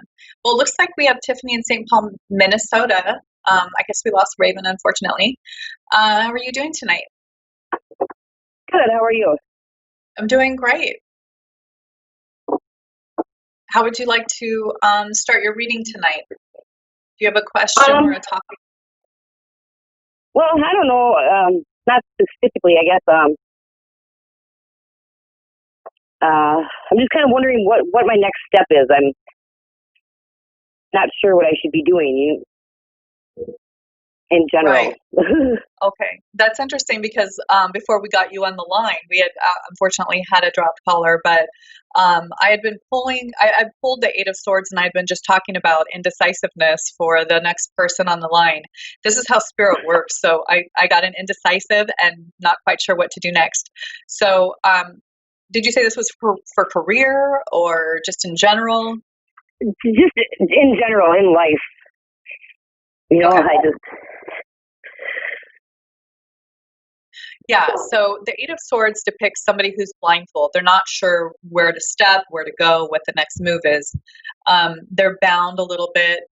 So the goal in the reading now would be to get you unstuck. And we have the Fool that came up next. So I was just showing, the card that depicts the Fool, where you're a little more, I see the way I'm feeling this coming through is the Fool is depicting being more fly by the seat of your pants, make more sacrifices, kind of like, not be so reserved in your decisions or afraid. So it would be more about really branching out and taking some risks.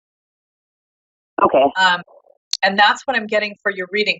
So this would really, I'm feeling more like this is career for you. Is this making sense? Yeah, that makes sense. Okay.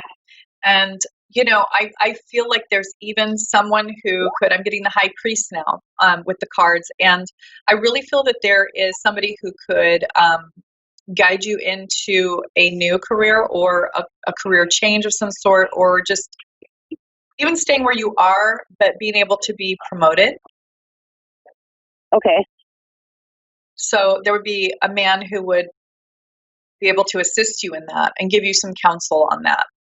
And it's just about coming forward and asking, or really considering your options a little more, and then making some more moves. And that's what I'm getting there. Do you have any questions so far? No, not really. Because I was really thinking about going back to school, and like that would change everything, for like what I do now. Well, I'm laid off right now, but I'll be going back to work soon, hopefully. But I've been tossing the idea of going back to school around, and I just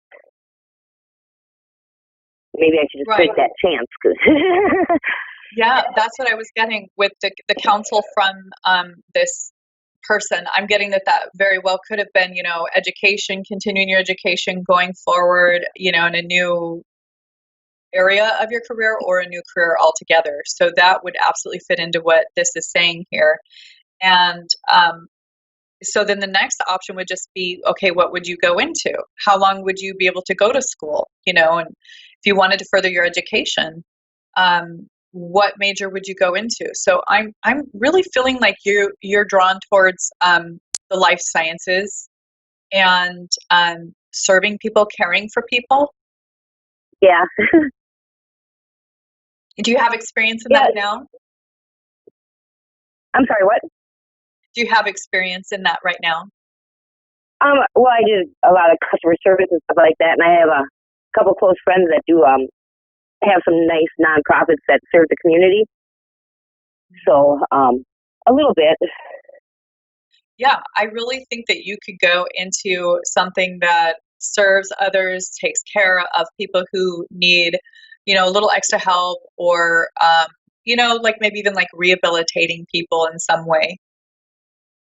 Okay. Yeah. And, it's interesting because I'm also kind of getting a little bit of your relationship. I feel a lot of indecisiveness, like you're just not sure where to go next. Yeah. So there's relationship, and then I even see location. Were you thinking about moving? No, actually. Okay, because I feel that might be an option that would help you right now to relocate. That actually makes sense. Yeah, I wasn't thinking about it, but I mean, it does make sense. Yeah, and that's why we do this. We kind of bring up things that will, really help you to start thinking a little more along the lines of the right path. And here we go a little bit more with the taking a risk and, and moving a little bit bigger moves, where it's really going to make a difference in your life. Yeah. So that's the main focus, I think, for your reading today is just, really doing things that are little more risky, little scary at first, a lot more work at first, but they're going to yield a big return once you get there. Okay. Yeah, and I've been real cautious as of lately, so I should probably step out of my little comfort zone. That's right. Yeah, stepping out of that comfort zone makes the biggest moves. And then you have a new comfort zone where you're so much happier. Yeah. And really, that's what I want to see you do now. I'm just going to ask you kind of a personal question, and I'm sorry if it's too personal, but it's coming up in the reading, and that is, have you ever had like an addiction issue or anything like with alcohol or anything like that you've dealt with? My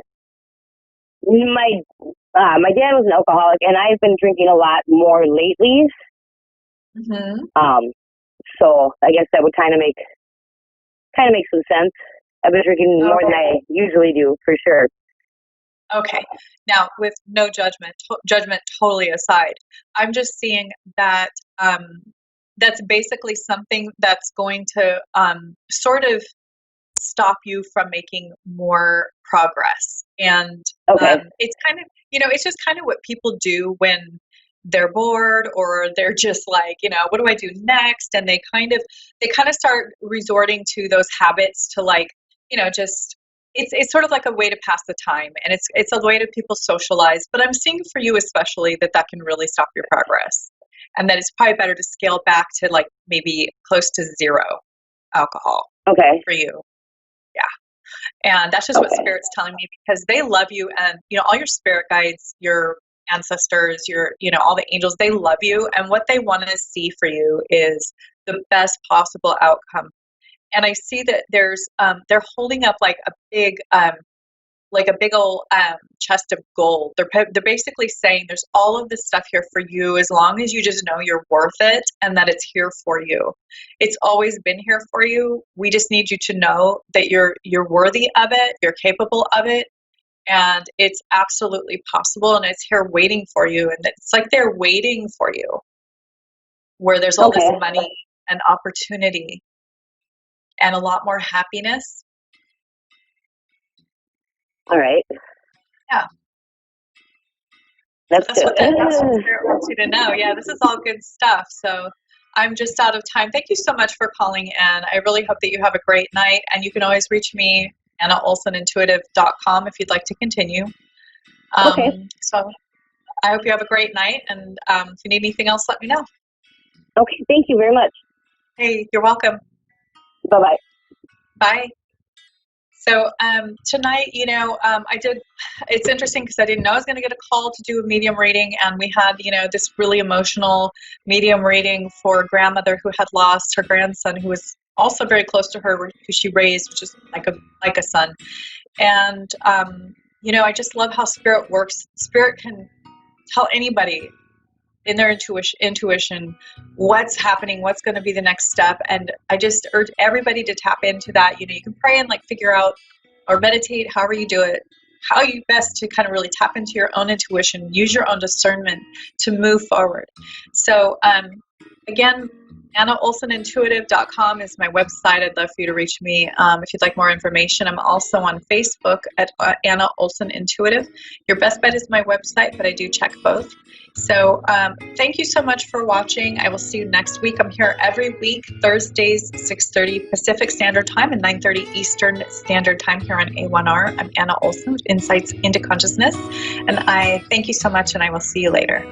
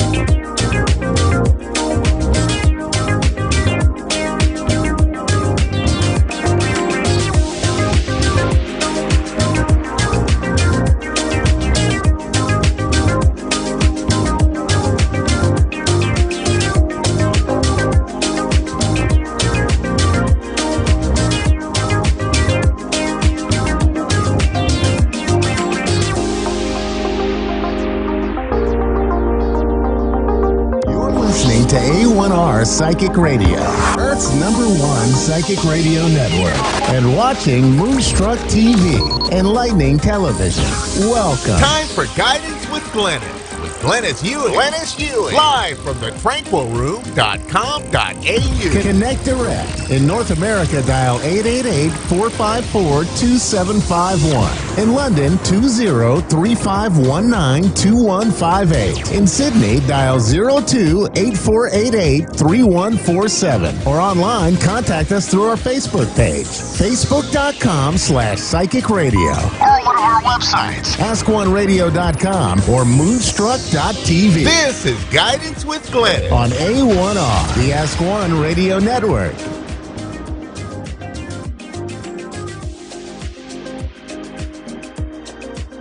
Hi there, everyone. Guidance with Glenys here again. Glenys Ewing at the Tranquil Room in Australia.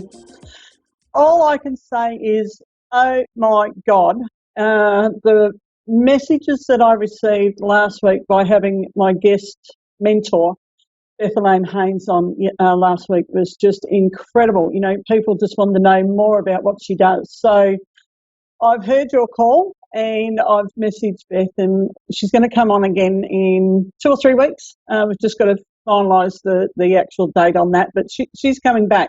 There is so much. Her knowledge is phenomenal, and I'm a big believer that anyone that is on this realm, you know, you can never learn enough, you know, and you'll hear so much on what Beth has to say, and there'll be snippets that will really resonate with you. Other times you'll go, not sure about that. But when she comes back, we're going to be talking about our chakras and our whole system, and how, you know, by tapping into our own energy and what our chakras are like, and, you know, whether they're congested and, you know, if they're feeling heavy, if they're feeling light. We're going to be talking about how to clear and balance all those, you know, crystals to use, essential oils to use, to benefit all that. And I was just so honoured to have her last week, and, you know, I'm just really, really, really honoured and pleased to have her. It's cold here today. I'm sorry, folks, I'm sort of rubbing my hands a bit. You know, the fog has only just lifted, and so the sun's only just starting to come through. So we're slowly warming up. And but yeah, so we're really excited to have Beth again. You know, I think it's so important that we share all our contacts or our connections. You know, as a psychic, you cannot read for everyone, you know. And I know here in Albury there is a lot of psychics, and people go, God, how do you get around everyone? And you go, well, you don't. Those that resonate with you, you will read for. And it's an energy thing. You know, I've had people come in for a reading and I've gone, I'm sorry, but your energy and my energy are not connecting, and I won't read for them, because it's just going to be a waste of their time. It's going to be a waste of my time. So I'm very, very honest. If I can't read for you, I will let you know. But, you know, I mentor a lot of psychics. You know, I have a lot of people ring me up and they go, look, you know, I feel like I've got this awareness, and how do I open up and you know, work with it more? So I actually mentor a lot of psychics. You know, even Beth, you know, she'll bounce things off me and I'll bounce things off her, and but we just support each other. It can be a very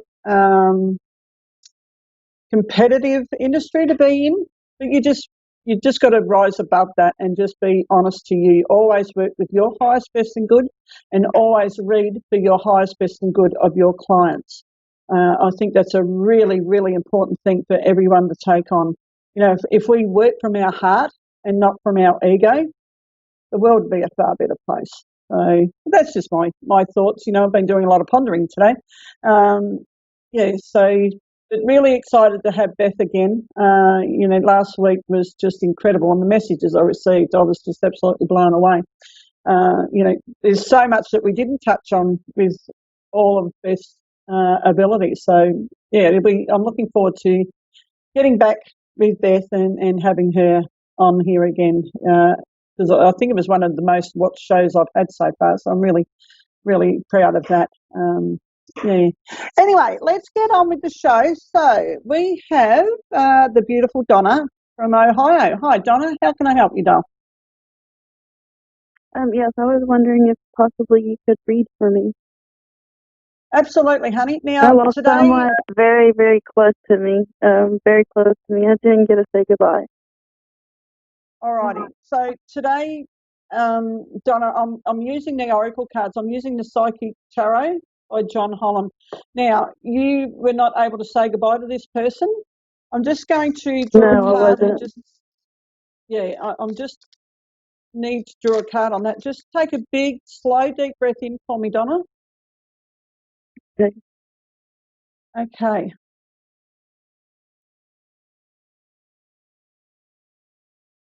Oh, wow, Donna. I'm feeling that this passing was quite quick. I was going to draw a card, and I'll come back to that. I'm just getting a lot of information coming through right now. I'm feeling that this passing was quite quick, but I'm also being shown that, Donna, I need to ask, are you dreaming a lot about this person just at the moment? Am I dreaming a lot about what? Dreaming about this person that has passed over. If I do, like, I'm remembering, but like, I don't sleep well. I haven't since they passed. And when I do sleep, Okay. I don't. If I dream, I don't remember. No, and that's okay. What I'm seeing though, that this person's actually coming to you through your sleep, and I'm actually feeling that you're receiving messages, but because you're waking up and you're not sleeping soundly at the moment, that you're missing the messages. So I would highly recommend that you have pen and paper by your bed, because I actually feel that this person's coming. Is this a relative? Yes. Yeah.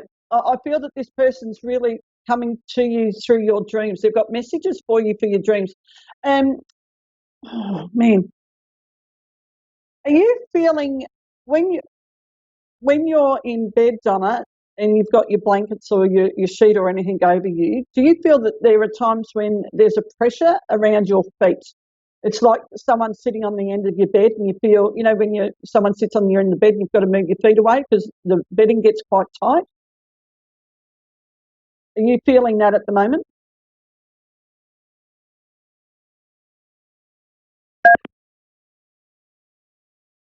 Okay, Donna, I'll just repeat that again. I'm feeling that there is spirit sitting at the end of your bed, and I feel that when you're in bed, you'll feel a tightening of the sheets or the blankets over your feet. I feel that this spirit is sitting with you. They're like they want to give you a warm hug. I'm seeing that they're telling me you need to let go of your guilt, okay? Because I actually feel that there's guilt around not being able to say goodbye, and they're telling you to let that go. They're actually in a place where they're saying that you would not, they're telling me that you didn't need to be with them right at the end to say goodbye. You can do that in a special moment. You know, it can be as simple as listening to their favourite song. It could be as simple as doing something that they used to love, and just remember the energy around all that. Remember the laughter and the fun, because that is a really great way for you to help pass through the grieving as well. Are you resonating with all that?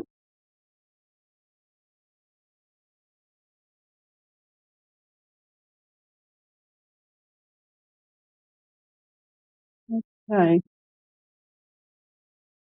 Donna, I'm hoping you can still hear me. I'm not receiving anything at the moment. So I'm hoping that you can still hear me. I just feel, though, that it would be a really good idea to have a warm bath just before you go to bed, because that's going to actually change your energy, and it will help you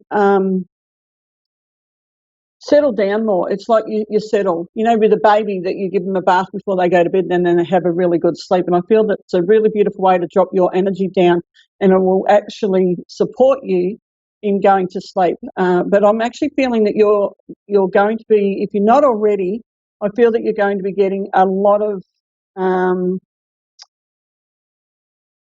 dreams, and there's messages in these dreams. So I would highly recommend that you write the dreams down as much as you can when you first wake up. And it could be the colour of, if there was a car, what the colour was, if there's a music or an animal, because what you'll do is, as you write all this down, you're going to start seeing a pattern, and there will be a message in those patterns. Okay? All righty. So, but I want to pull you a card right now, Donna, and just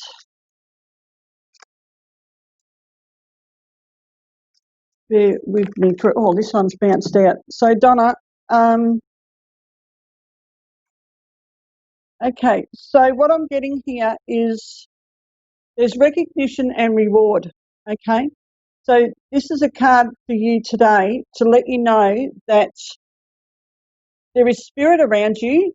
And what I'm saying is that you are going to start recognizing all this, but it's quite new. You'll start realizing who the spirit is and what they're trying to say to you. So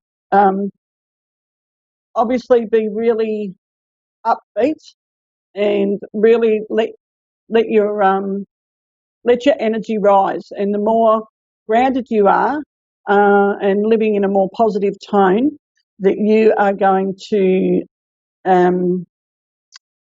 you're going to recognise the spirit around you are absolutely supporting you.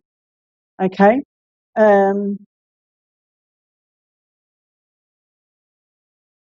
Actually, Donna, I'm feeling that there is two spirits around you. Yeah, I just trust is what I'm getting at the moment. Just really, really trust. Okay. So I hope you're resonating with all that. But I've got a really good vibe around you at the moment. But you do need to do the homework.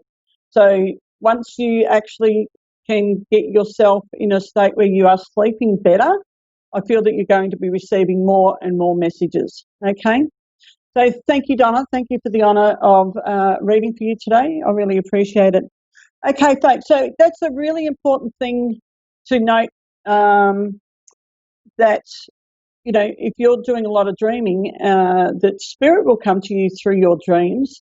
And it's such a great thing to have pen and paper by your bed and be able to write those dreams down. Because I feel, you know, once, you know, even after 2 or 3 weeks, if you go back and read what you've written down, you're going to see a pattern. You're going to actually start seeing that there is a message there, and it's spirit letting you know that they're around you. Okay, so, you know, everyone, pen and paper by your bed, and when you wake up, make sure you start jotting down what you remember of your dreams, because there's messages there. Alrighty, so now we have Sharon in Toronto. Sharon, how are you? I'm good, thanks. How are you? I'm really good, honey. How can I help you today? You know what? Just anything you could tell me. Anything? Alrighty. So take a deep breath in for me, Sharon. Okay. Just let go of everything. Yeah, forceful breath out. Wow, you've got an amazing energy.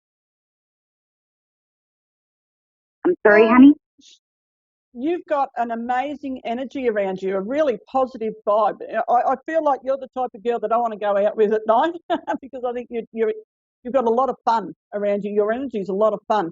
But I actually feel sometimes that you step back from that, because I actually feel that you're trying to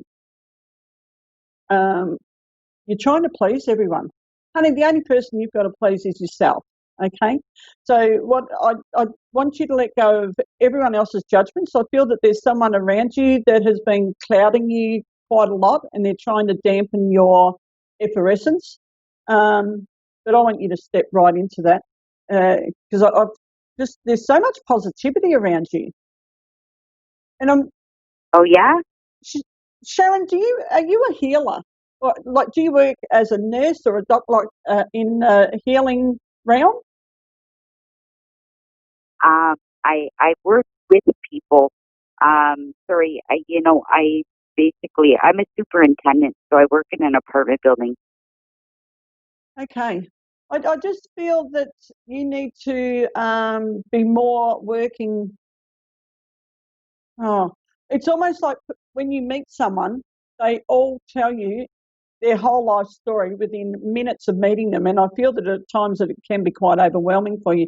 I just feel that everyone comes to you. You've got such a beautiful energy, and it's like you want to hug everyone. I find that that's beautiful. You know, really, it's a beautiful thing to have. But I want you to be really careful around protecting yourself from everyone else's energies, because I feel that not everyone is as bubbly as you. And quite often when you're working are you working in a large building? Because I'm being shown that you need. Yes, I have a very stubborn boss. Oh man, I honestly feel that you need to go in with white sage incense or even a proper bundle and sage or smudge everything around the office. I want you also to smudge like your phone and your iPad and your computer, anything that you get information, whether it be emails or phone calls, anything that you get communication from. I want you to smudge and clear the energy.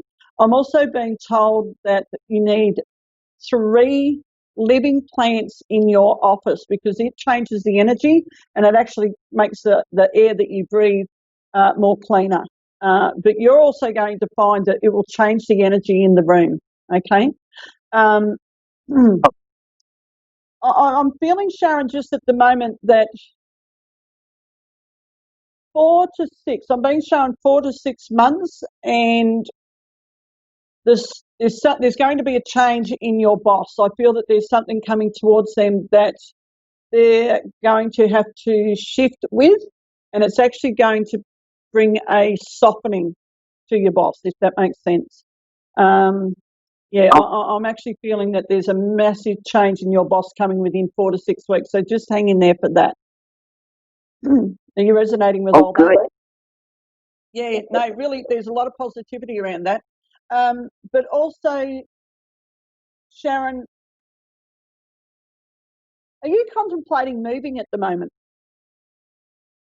I'm sorry, honey? Are you thinking about moving? I feel that this is a residential thing. Moving? Yes. I don't know why. I'm so sorry, but I get you sometimes and then it breaks up. Okay, I'm sorry, Dal. What I'm It's seeing okay. is that you're contemplating moving on from one house to another. I feel residentially, where you're physically living at the moment. I feel that you're contemplating moving to another premises. Wait until January. Well, I'm being unless I told win a lottery, I can't see me moving. I will never tell anyone if they're going to win the lottery, but I do see you moving I by know, right? January. Yeah, I'm just seeing that you are going to be moving in January, and it is just, I've got massive green ticks all around that. I feel September is when you're going to receive information that is going to help you. This will start the ball rolling around September, and by January, I actually have you moving. And I actually feel that you're going to be sitting there by April next year, you're going to be sitting going, I wish that I had done this years ago. Yeah, there's a big change, a big shift, but it's really positive. And I feel the end of this year is going to be so damn busy for you. It's almost like you need to have a checklist so that you don't forget everything. Yeah, yeah. Really, really busy, but productive. I feel like high-fiving everything at the moment. Yeah, yeah. Okay. What's that about?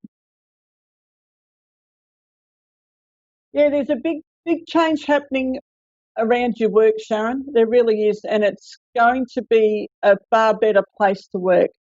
I just feel that there's a big shift about to happen around your boss, which will be really positive for you. I actually feel that you'll be looking more forward to going back to work. Yeah, really positive. Okay. Now, Sharon, have you got a son? I do. Okay. How long since you've spoken to him? Plural? I feel you need to get on the. I feel you need to get on the phone and talk to him. Okay. Yeah, yeah. I just feel he needs to tell you something, and he's just not sure how to bring the conversation up. It's nothing bad. It's just he needs to share something with you. So I'd be inclined to just ring him up and go, "Hey, I've got this feeling you need to tell me something," and just get the conversation going. I feel I'm sensing it's around his work also. He's not in the armed forces. I'm sorry, honey? Is he in the armed forces, like the Navy or the Air Force or No. Army? No. Okay. No. All right. I'm seeing authority around him, but it's quite a, yeah,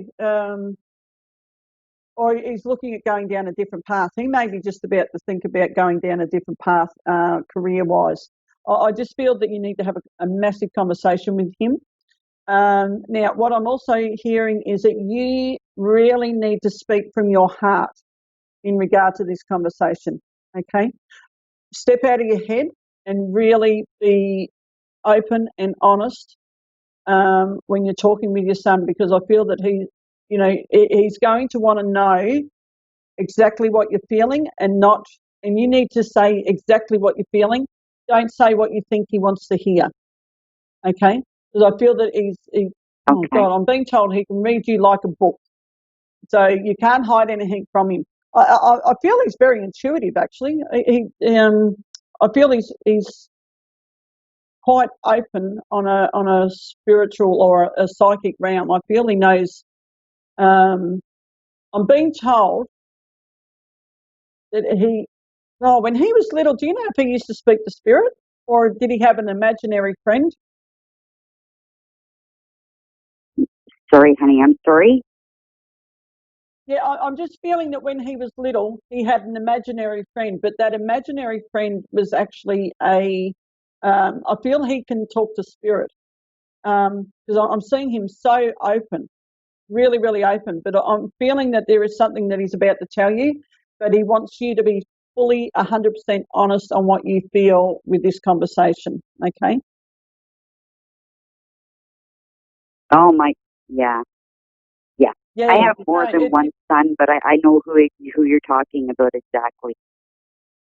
Yeah, yeah. Just be really open. Yeah. It's like this son can read you like a book as well. I feel that he's very good at reading body language. But yeah, it's nothing bad. He does need to share it. Yeah. No. Okay. Now, Sharon, I'm being told I have to draw you a card for today. So this will be all right. How long is this for? This card is for you for the next 2 weeks. All right. So I'm just Wow. So this card is called Accelerated Motion. Now, what this is, I'm being shown for the next 2 weeks that everything is going to gain a lot of speed. So everything that if you're working on a project, all of a sudden it's going to kick up a gear. If work is quite busy at the moment, be prepared for it to kick up a gear. I'm also being shown that as I look at this card that you need to take some really quality care of yourself, making sure that you're exercising, making sure that you're really conscious of what you're putting into your body. You're making sure you're drinking lots of water, healthy. I'm being told that especially over the next 2 weeks, you need to be really making sure you're getting enough rest. It needs to be about you. Okay, because what this card's showing me is that you are going to be just so busy. It's almost like you're a hamster in the wheel and you're just running, constantly running. But then I feel after 2 weeks, it's almost like you take a deep breath and you can actually put your feet up, and you will need to do that. All right, the next 2 weeks are going to be extremely busy. Yeah, wow. Okay. But I'm also, lots of positivity around this. And I'm also seeing that there's an opportunity is going, 4 days time, I feel that you're going to receive a phone call that is going to bring an opportunity for you, which is again going to keep you really, really busy. But you need to say yes to this opportunity. Obviously, take a sit back. Like, I think you're going to receive a phone call and you're going to go, oh my God, do I have time for this? Honey, you need to make time. Okay, you really need to make time because this is a huge opportunity that isn't given to everyone. I feel that whoever brings you this opportunity have God, I've got respect around you. They really respect you.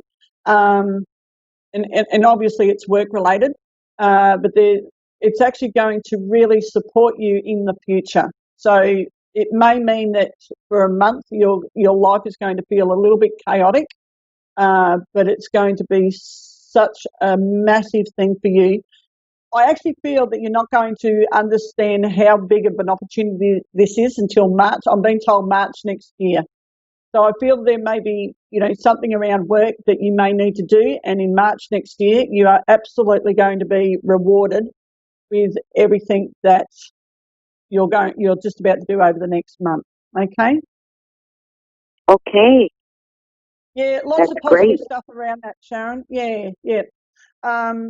So is there any last minute question that you would like me to address? Just my grandma. I just want to say hi to my grandma. She passed away last year, and I just want to know if she's around me. Oh, absolutely. Absolutely around you. And I'm just very aware of the timing here. Fortunately, we should have done this right at the start. I'm being shown that she is very much around you. And were you with her when she passed over? Okay. Yeah, no, she's in a really, really good place, actually. A really good place. All right. So, yes, she is around you, Sharon. So take a lot of she was comfort an in that. angel here. Oh, yeah, beautiful. She's very much around you. All right, Mandaya. So thank you for joining me today. So everyone, this is Glenys Ewing and Guidance with Glenys signing out for another week. And I will be speaking to you all next week. And from my heart to your heart, be kind to you. And next week I'll be able to tell you exactly when Beth will be back on, because that is one show that you do not want to miss. So have a fantastic weekend, folks. Enjoy whatever you're doing, and I'll be talking to you all very, very soon, and all the best. Thanks, guys.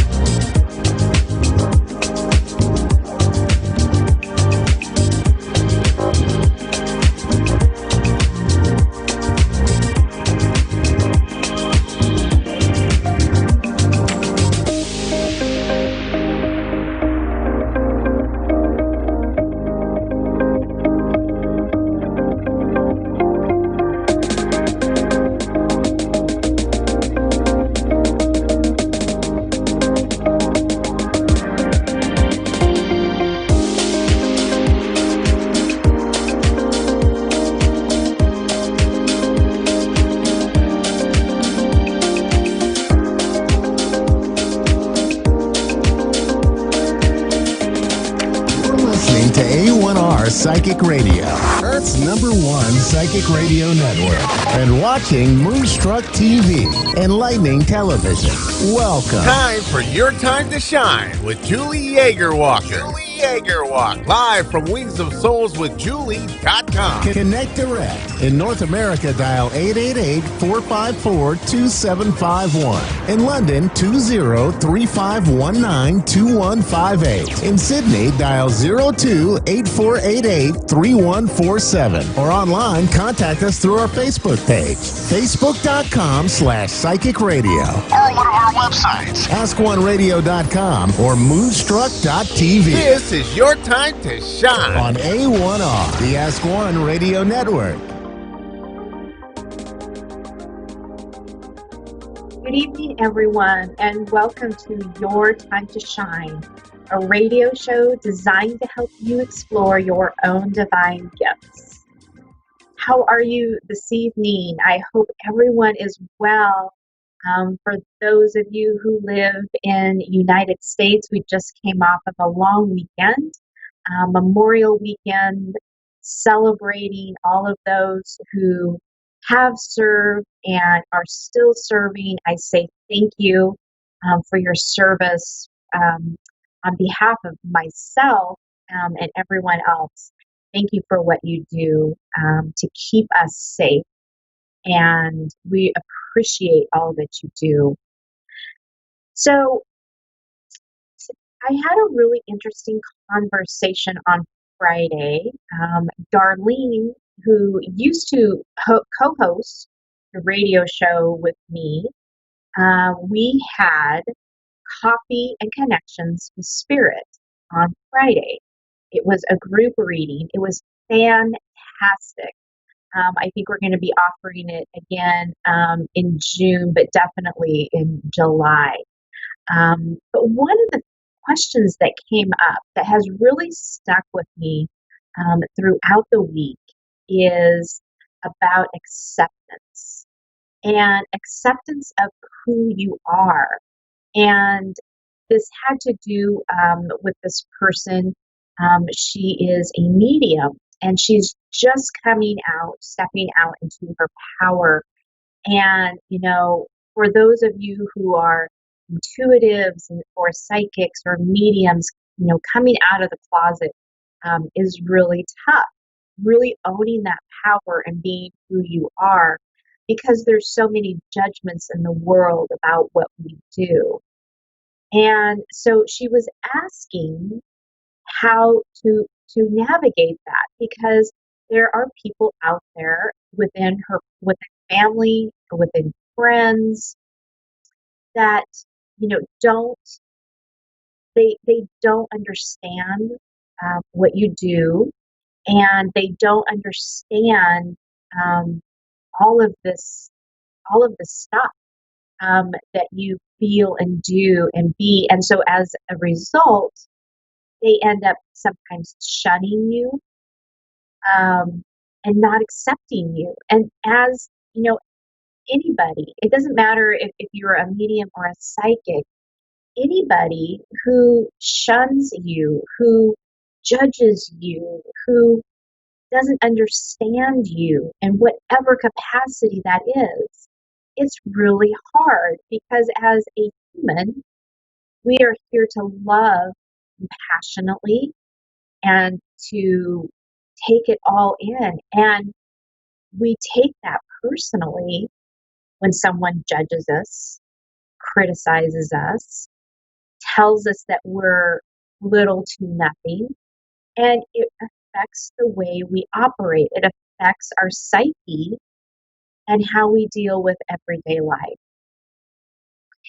And there was one thing, I guess, at the time I wasn't thinking about it, but through this work, and again, this can be applied throughout. You don't have to be a medium or a psychic or intuitive or be doing this work.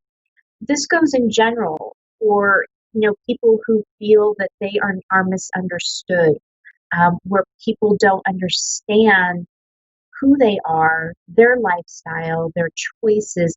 We can go on and on about it. But through your life, you are here to explore and learn everything you can about the human experience. And sometimes that means confronting, like I said, judgment, or people who don't understand you.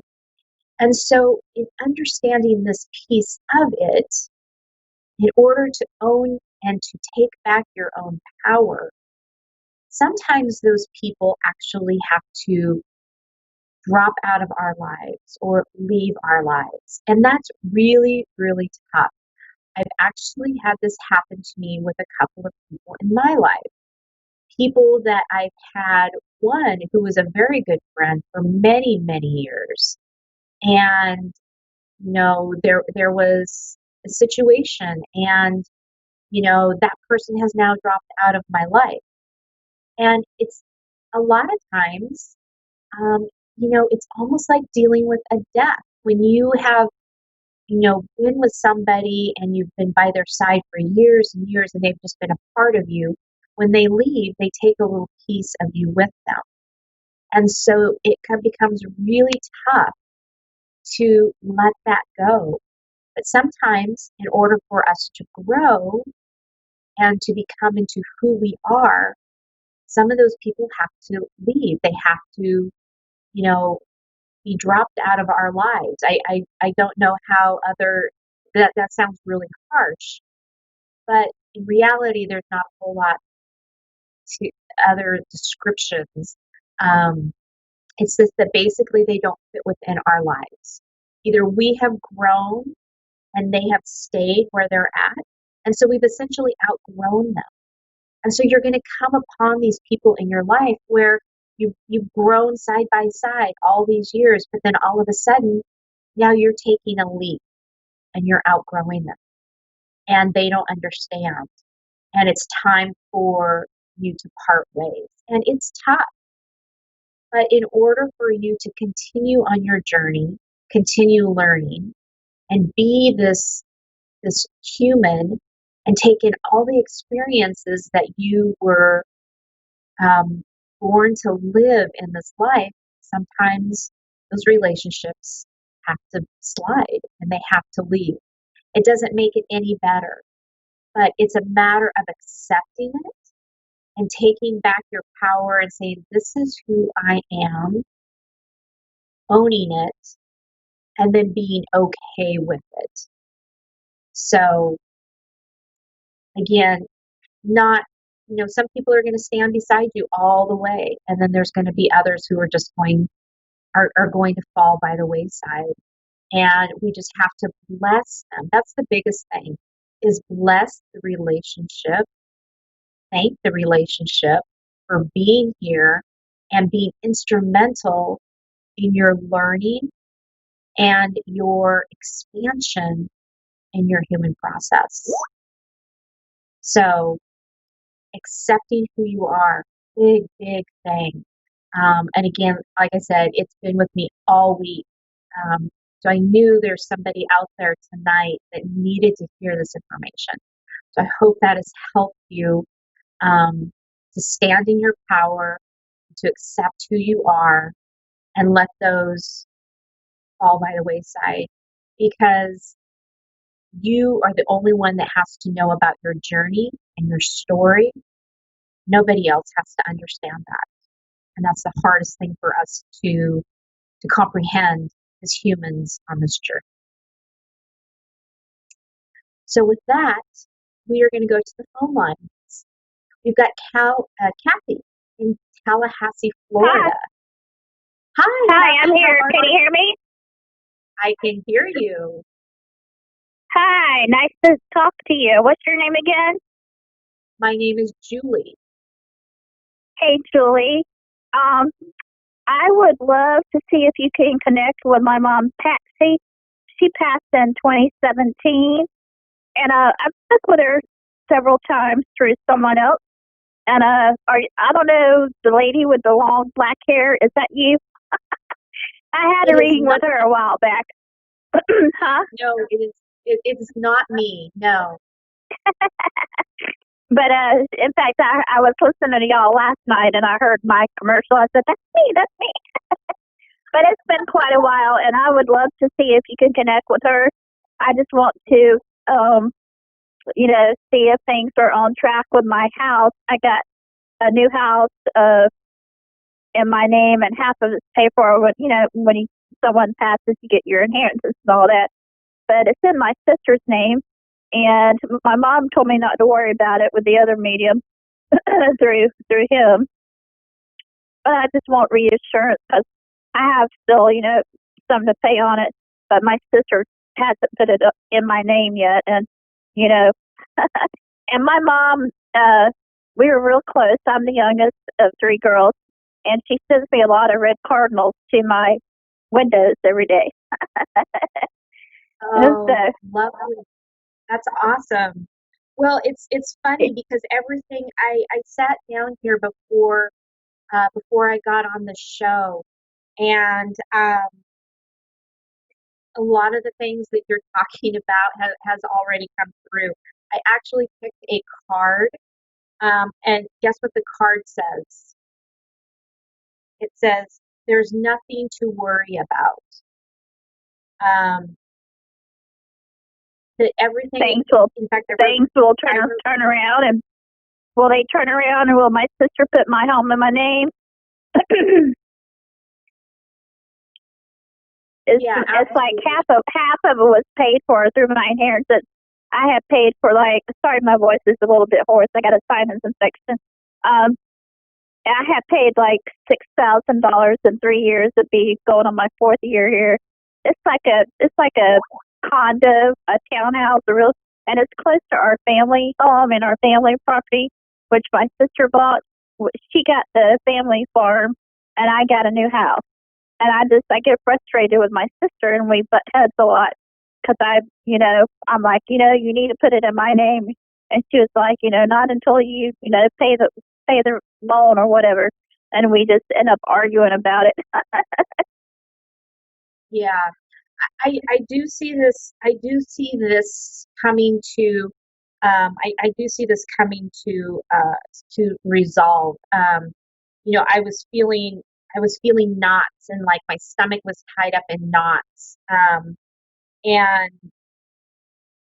I was getting the feeling of actually moving away from family and friends, but now it all kind of makes sense from what you have said.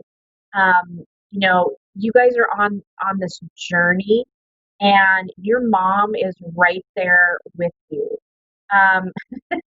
She's showing me. I can feel her I can feel her presence when she's in my home. There's like the smell of coffee, and I'll smell a scent of a flower, or, a couple of things like that in my bird. I'll get out of bed and there's a red bird right at my kitchen window. I'm like, okay, Mom.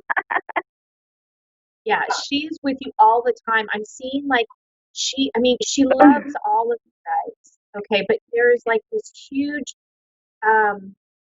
it's like I can almost, it's not a bubble of protection, but that's kind of what you worry about this. This is all going to pan out. Just give it some time. I'm the youngest. Yeah, the two of you don't see eye to eye, you and your sister. You don't see eye to eye right now. Yeah, like I said, it's almost paid for. It's like down to $70,000. Yeah, there's going to be a time where you guys are actually going to come together. Yeah, you're going to see eye to eye on this. Okay. She's really working hard on the other side to help you. She'll probably just say, no, we're going to the bank and put it in. I know that from the other one. Right. Yeah, I know my mom and dad both are looking after me every day. I don't know if you're just as and I don't know, and it was swoop. Yeah. So that's not necessarily your mom. What that's showing you is it's owls are very keen. They're they're very sharp. It's the same bird. It's the same. It's the same one. It's Julia's son. Side of town to the other side of town. So, Mike, do I need to go to church? No. It's just showing. It is a spirit that's coming through to show you that they're guiding you. It's talking about staying sharp, looking at things through a different lens. Okay, so they're just bringing this to you because every time you see it, it reminds you to, to look sharp and to be aware. So, every time you see that, when you see it repeated, it's just Spirit's message to make sure that you're getting the message that they're sending, right? Cool. That was, I've been losing sleep a little bit about that. I'm like, but I don't know if you're communicating with my mom now or if she's around. Will you tell her that I love her and tell her that my mom and my dad were married for almost 50-something years. They were high school sweethearts.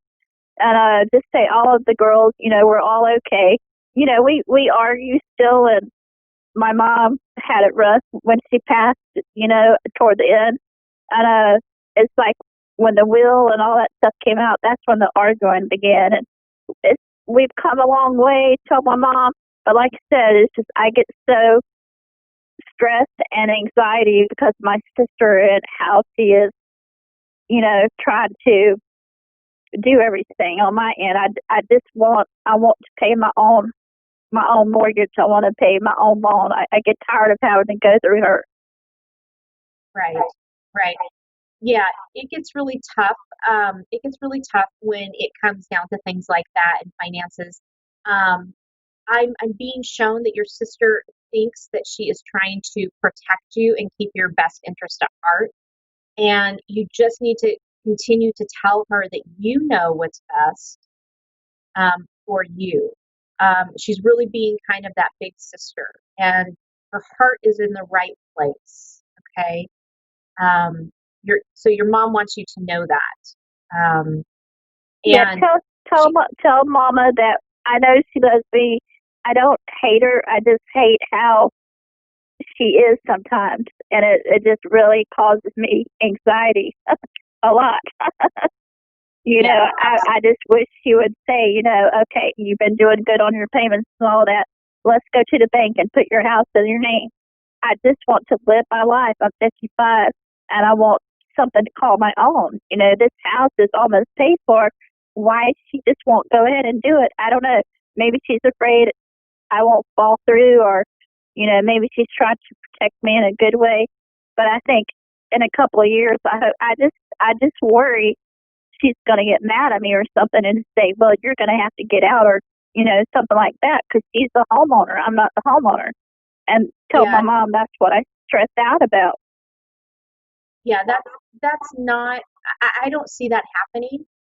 Your mom is telling you to talk to her and engage with her and say, Mom, help me out. Show me how to, bring forth some guidance to show me how to have this conversation with my sister and help me work this out, because I can't do it on my own. Until we ask our loved ones to engage, all they can do is step back and watch. So actively engage your mom, your angels, because you've got some heavy duty angels around you right there ready to help you. But you've got to engage them. You have to physically ask them to engage before they can help you with this process. Well, she told me when the $80,000 is paid for, I'll get the deed to the house. I mean, that I don't want to have to answer to her for the next 6 years. I'm working 2 jobs, my business and another job, doing all I can right now with the pandemic going on, paying her what I can, and I just, if she would let me get it in my name through the bank, then all these, then we wouldn't butt heads so much. Right. Right. Just keep doing what you're doing, because I see this clearing up for you. I really do. I know my mom's helping me from above. Is she around you at all still? Yes. Now, she's a real easy spirit. We all were country raised, out in the country, Christian people. We were all laid back, kind of people. We all were taught to work hard for what we had, and that's why I love my sisters. but it's just none of us tell my mom I'm so sorry for what happened to her, and I know it wasn't her time to go. And tell her we all had a tough time dealing with it. Yeah, she says thank you. She knows. She knows. Tell, She's, it's never tell an her easy thing. and tell her I'm sorry for what happened to the family home. And I know my sister's intentions were good. She kind of like gutted down our family home and remodeled it. So it's her house and all that, but it's just the way things were done that I get upset with. I have trouble dealing with that sometimes. Tell mom. She said she's okay with the family house being gone. She said she's okay with that. Because it was causing. Tell my mom I just want my home. I want my home, and I want her to have the family home and how she already has it. She has her home. I want my home. Yeah, she hears you. She hears you. She knows. She said she's working hard. Tell my mom I love her, and my dad I'm sure is around her too. I miss my dad too, and I missed how our family used to be. We all used to have cookouts. We all used to be able to go out to the farm and do what we can't do that now because it's my sister's son. And tell my mom I understand that, and if I could just have my house in my name and I just don't want to have to answer to my sister. Hopefully I'm gonna be able to pay all this within 5 or 6 years, but I don't want to have to deal with her for that long. Yeah, I understand. Yeah. Yeah. Well, good. So is there anything else that I can help you with this evening? That's it. Just tell my mom I love her very much and tell her to keep on looking after me. I will. She said she will. No worries. She's got your back. Tell my mom I don't want to have to move. Not at my age. You're not going to have to move. You're not going to have to move. It's all paid for. Yeah. Yeah. You're in good hands. You're in good hands. Trust that. It's upset with me. Yeah. All right. Well, Kathy, thank you so much for calling in. I sure appreciate it. Thank you so much, and I really appreciate you listening to and getting connected with my mom, Patsy. You're so welcome. Have a great night. Thanks. All right. Next, we have Sydney in Vancouver, Washington. Hello, Sydney. Hey there. Welcome to Shine. How are you doing today? I'm good. What can we do for you this evening? I would love to know if there's any messages from me, from, I guess, anyone who's passed on or any of my guides. I did have a very loved one, very close to me, pass away recently. Okay. Okay. Let me see if I can connect here real quick, and I'll be right back with you, okay? Absolutely.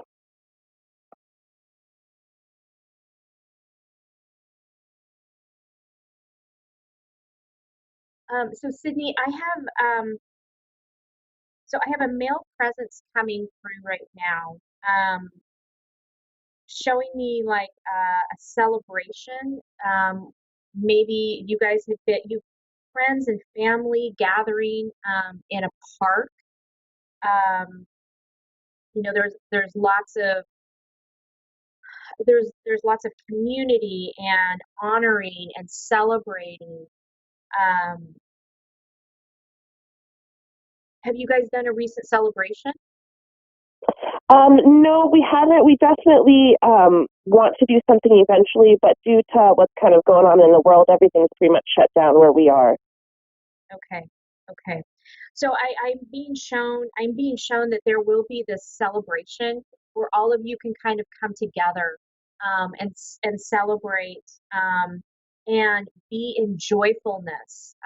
So what they're showing me right now is that this is actually playing in your favor. I know that sounds really horrible, but it's playing in your favor because what happens is when you guys all meet together, there's going to be communion and there's going to be laughter and there's going to be sharing, and so it's going to make it a lot easier, and people are going to be able to talk about it and laugh and be joyous.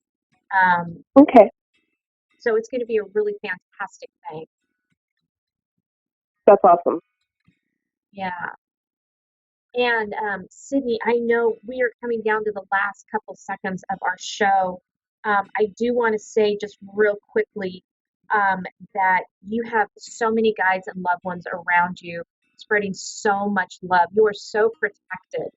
And you just need to remember to call upon them with anything that you need help with, no matter how little it may seem to you.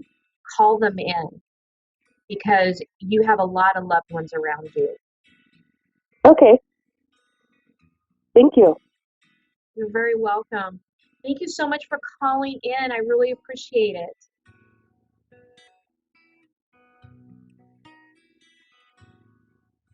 Well, that does it for me tonight. Thank you so much for joining me. Check out my website at www.wingsofsoulswithjulie.com. I'll be posting more happenings and more classes coming up in June and July. You can reach out to me on my Facebook pages, Julie Yeager Walker Medium and Your Time to Shine. Have a great week, everyone. We'll see you next week.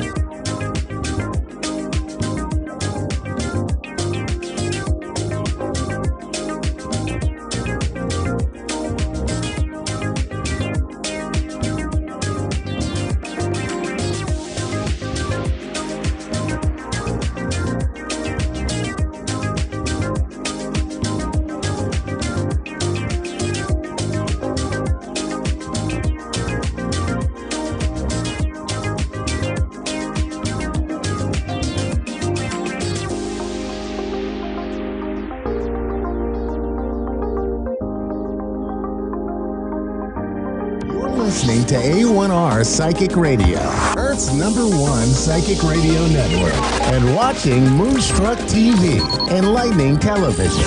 Welcome. Time for Avid Advice Live with Pia Johansson. Live from AvidAdviceLive.com. Connect direct. In North America, dial 888-454-2751. In London, 20-3519-2158. In Sydney, dial 02-8488-3147. Or online, contact us through our Facebook page, facebook.com/psychic radio. Or one of our websites, askoneradio.com or moonstruck.tv. This is Avid Advice Live on A1R, the Ask One Radio Network.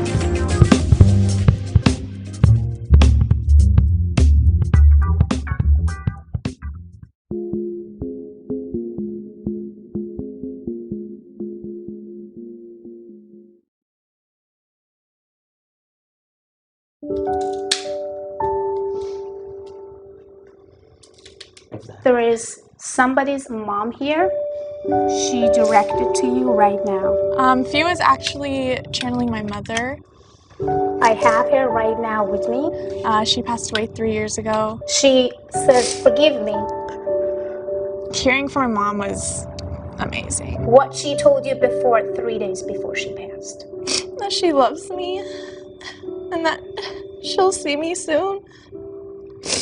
She's directing me another woman in the room. Please.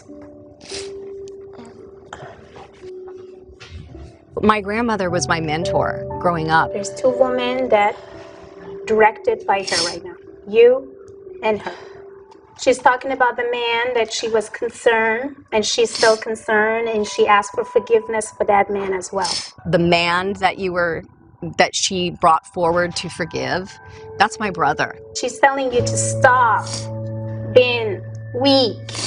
Bring more confidence into your life. You know, we're all at different points in our lives. We've all been through different experiences, traumas, excitements, joy. She's proud of you.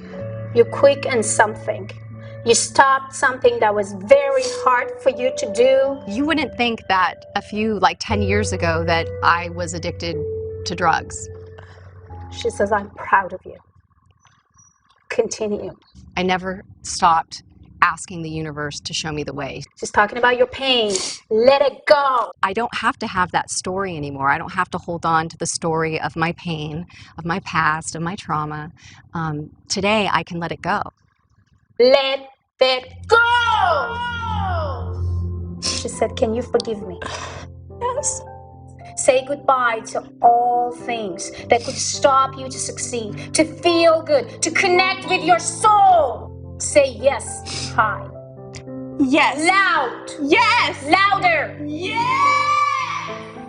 She's asking you, can you forgive that person? She's directing someone else. She's directing a man. She's directing someone. Can you forgive that person? Can you forgive that person for her? Loud! Yes, I forgive him. Why you do forgive him? She want to know. I forgive him for myself. You are worthy enough to do everything for yourself. Not for anybody else, for yourself. I know that takes a lot from her, but she gives. And she gives and she gives. She's asking you to be strong, to be powerful, to be connected to your soul. You don't need anyone's affection and approval to be perfect. You are already perfect. Believe in yourself. Yes. Just say, yes, I do believe in myself. Yes, I do believe in myself. Louder! Yes, I do believe in myself. Louder! Yes, I do believe in myself. And I believed in her. We're all from Brooklyn, New York, so there was a very Jewish Italian community there where people's homes were open and they would intermingle and share their faiths, share their food. She's talking about backyard. She's talking about the trees. She's talking about dishes. She's talking about the chicken. She's talking about the chair. She's talking about everything. Please direct her what she's trying to say. Nana's house. Nana's. My mom's house. We all lived together. I mean, they lived there. with my mom and my dad. They were always together. We were always together, always cooking. She actually made a better chicken parmesan than my mother. Yeah, hers was better. Hers was But don't tell her that. Yeah, don't tell my mom that. Don't tell Nana. There is a power in sadness. There is a power in pain. And the power comes when you overcome it. Talking to her really, really helped me, I think. It's definitely gonna kind of just clear my mind of all the negative thoughts that I had.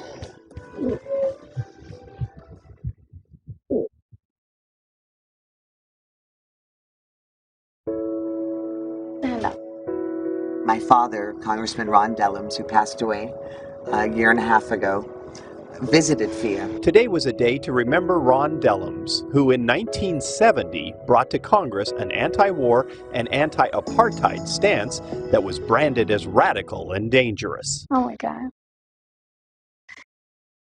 He's asking, do you remember my hand? Oh, yeah. Do you remember what I told you? Yeah. Do you remember why I told you? Yeah.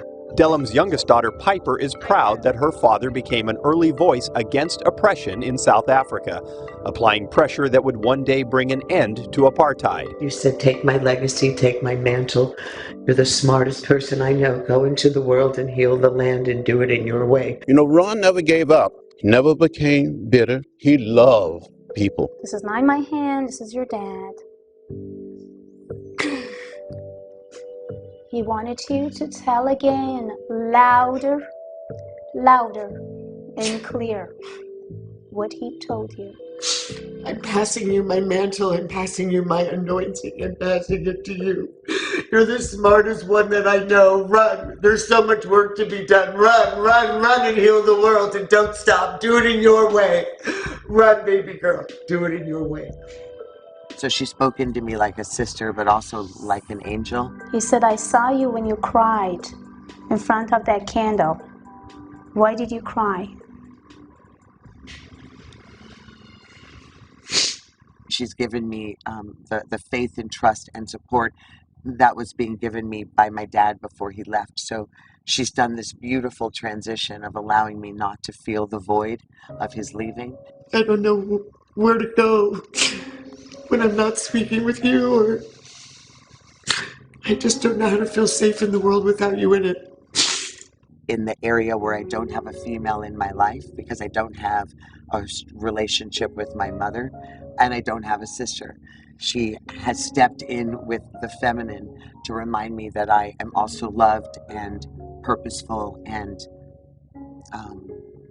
beautiful and worthy, that I'm valuable. It's not just me that tried to basically sending you messages and changing her. So she changed me in so many ways as well. So our silly song goes this way. We are the key to do more than just let it be. The key to our destiny is in the hands of our humanity. 'Cause love is more than a philosophy. 'Cause we are the key. We are the key. We are the But key. diamonds key.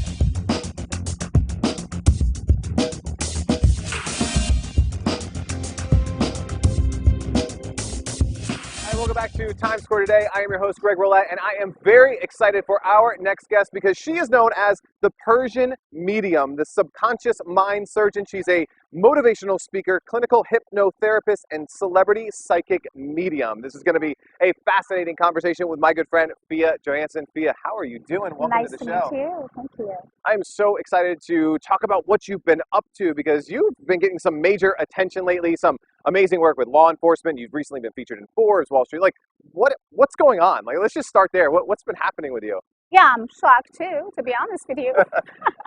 Yeah, I'm honored to be featured on Forbes magazine and also co-authoring with Jack and Phil. And at the same time, I find my purpose. And my purpose was about to help others. And I started my career with law enforcement when I was at the age of 17. And I started in Stockholm. And when I came to US, I feel that I have to do the same because I do have a gift. I could help people, 1 million of them worldwide. Yeah. And why not? They need me and I need them to make them to feel good, relief. And then every families who reached out to me because of their missing persons, because of a lot of other individual cases, the most important part was if I can bring any relief and any happiness to them. Yeah. Which for me was a blessing when I could feel that I could at least actually give them some closure for their thought, their emotional feelings, and then, connection with themselves again. Exactly. Yeah, families, we need a lot of that right here, right now, today. Why do you think this is all happening now, right? Was it a certain case? Was it just you saying, I need to break through? Like, why is all this attention coming your way now? The books, the media, the new business, like, why now? I've always been around media. But this time, because of a couple of cases that I can't mention because of the security reason, I've been very known. And those cases been kind of huge cases. And Forbes got attention. That was a blessing. Yeah. And that was the feeling actually that I had. And then they reached out. They want to feature me. And then after that, everything. And I'm actually going to be featured on Wall Street Journal in July. Wow. So I had an interview with iHeartRadio today. They reached out after they saw Forbes, and it was amazing. People ask me, are you just finding missing people? Or are you kind of like just working with the law enforcement? No, I don't. I actually work with individual cases with people, like when people want to talk to me and communicate with me, ask me about anything and everything. Yeah. It could be their love life, it could be their investments, it could be any other type of the cases, like as a business entrepreneur that they do have. So that's what I do. Actually help them. So when does someone seek out a medium? At what point in their journey, whether it's for a missing person, for a loved one, for like their own life? When do they seek you out? Are you the last resort to help give me closure to the case, or are people starting to really see the value in bringing you into a case early? Definitely when all the cases are starting, so they know already about like what's going on around that case. But sometimes it's very hard to put all the puzzles together to find that specific person or that specific crimes. So that's why, especially cold cases, so that's why when I came in the middle, I'm receiving those messages, I'm connecting, and at the same time, I help them to put more puzzles together and more communication with people, and that would make them to succeed faster.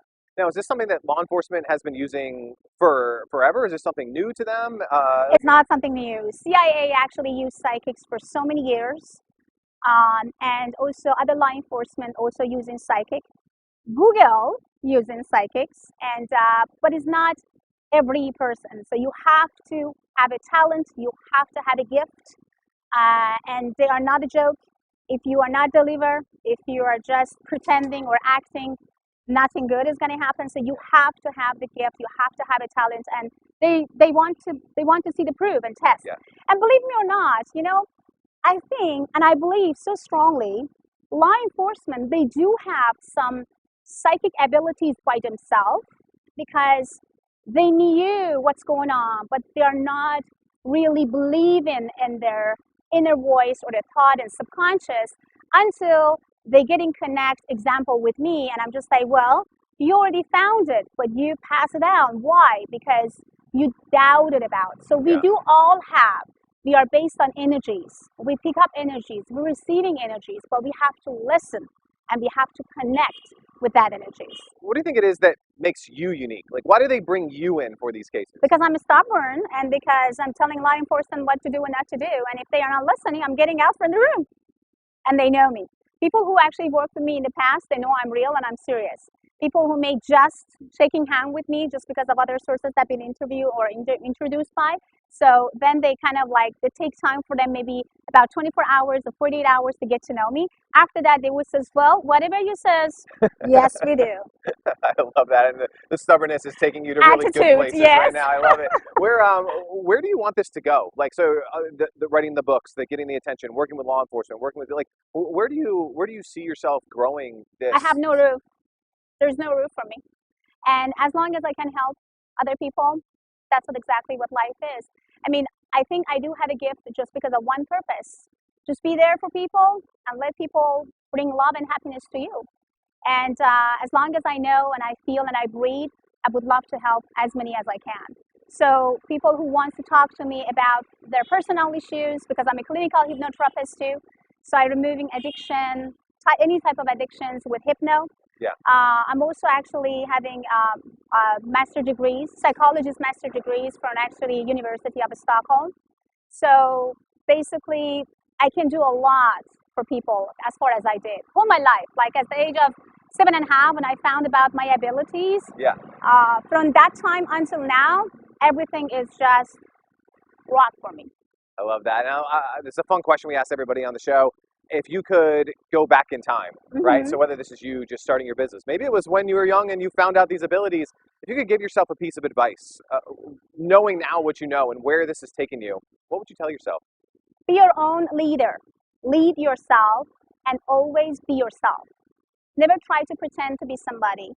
Never try to change yourself just because someone or somebody or some country wanted you to be. Bring your unique personality, tap into your talent and energies, and just bring inspiration to people. When we are sending love and inspiration, we are receiving the same. Yeah. So just be yourself, be happy, and be thankful.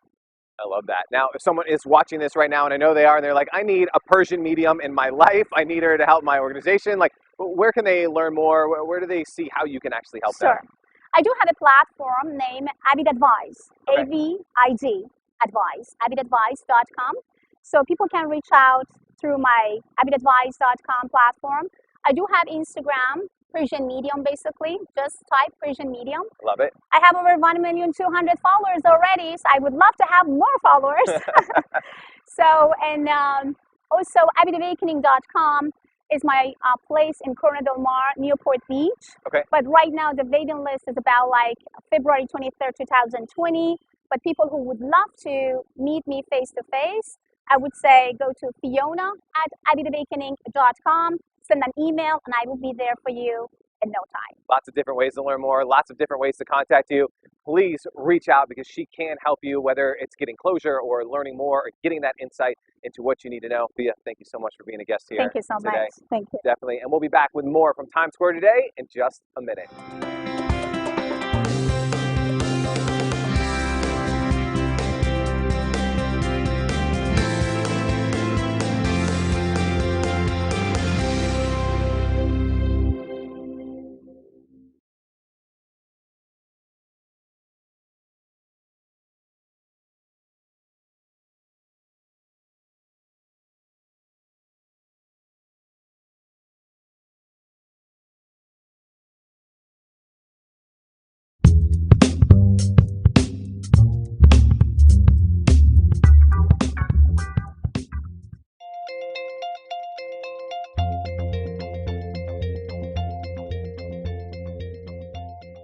Welcome back to the Global Entrepreneurship Initiative. I'm excited to introduce our next speaker, Ms. Fia Johansson, who's better known as the Persian medium and subconscious mind surgeon. She's a multi-talented motivational speaker, clinical hypnotherapist, and celebrity psychic medium.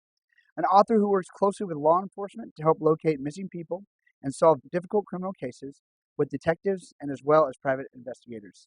Throughout her career, she's helped thousands of people identify personal roadblocks to help them truly believe in their own path to success, whatever that dream may be. Her greatest passion in life is helping others achieve their ultimate dreams and desires, teaching people to believe that truly anything is possible. Please help me welcome to the stage Ms. Fia Johansson.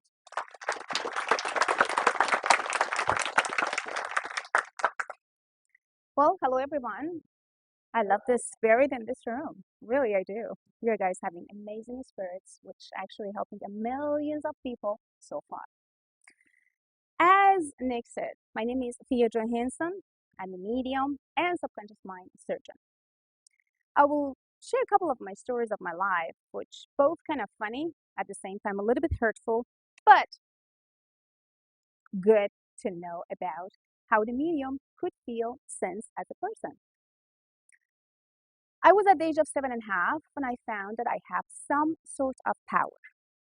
Of course, first it was kind of odd, a little bit difficult to understand myself, and I kind of like felt something is not correct with me because I could see, feel, and sense things before things happened. I went to my mom and asked, "What's wrong with me?" "Nothing, you're good." "Should I take you to the doctor?" "No, I don't know, but I can feel and sense that something crazy is going to happen to my grandma," example. "Something is going to happen to my uncle," and all this stuff. However, they're trying to tell me to don't say anybody when you feel and sense something bad is going to happen to them, because I don't wanted them to be scared and see that we should not be even near them. I said, okay, at the age of 7.5, I should just like not saying anything and just relax. At the age of 11, I found one of the most hurtful untruths about my life, which was completely true. I found out that my grandma, who actually I knew and I felt as a mom, is just my grandma and not my mom. My grandpa was my grandpa and not my father. My uncles, they never been my brothers and they've been just my uncles. And my mom, not ever been my sister and she always been my mother. But this truth been always held and hidden by my family until my grandma passed away. Before that, I had a life as a princess, spoiled completely, and they would definitely give me anything and everything what I want. After she passed, I figured I don't have anyone anymore. My mom is too young. I don't have no feelings as a daughter and mother connections. I feel completely lost, and I found myself, what should I do now? I do have some gift that could help me so far, but should I just like push myself down and see that, oh, this is a trauma. I have to just like be depressed. Now I lost this and that, and I found the truth about my life. And I found about my father. Who is my father? Somebody. Where is he? Another country. Okay. I tell myself, get up, stop it right now. It doesn't matter which family you had. It doesn't matter what they told you. It doesn't matter what happened. What it matters right now is to open the new chapter in your life. And I was completely left alone by myself without anybody to taking care of myself. At the age of 14, I asked my uncle, who left Iran to Stockholm, Sweden, if there is possibility to take me there. He said, maybe or maybe not, but I would do my best. 3 months later, I felt and I sensed I will be there. I'm not belonging in this country anymore, and I don't want to. I went to Sweden, Stockholm, and waited that my uncle was going to come and pick me up. Nobody showed up. Gosh, again, I'm here. My uncle is not here, and I don't even know that language. I couldn't speak English. Nothing. Okay.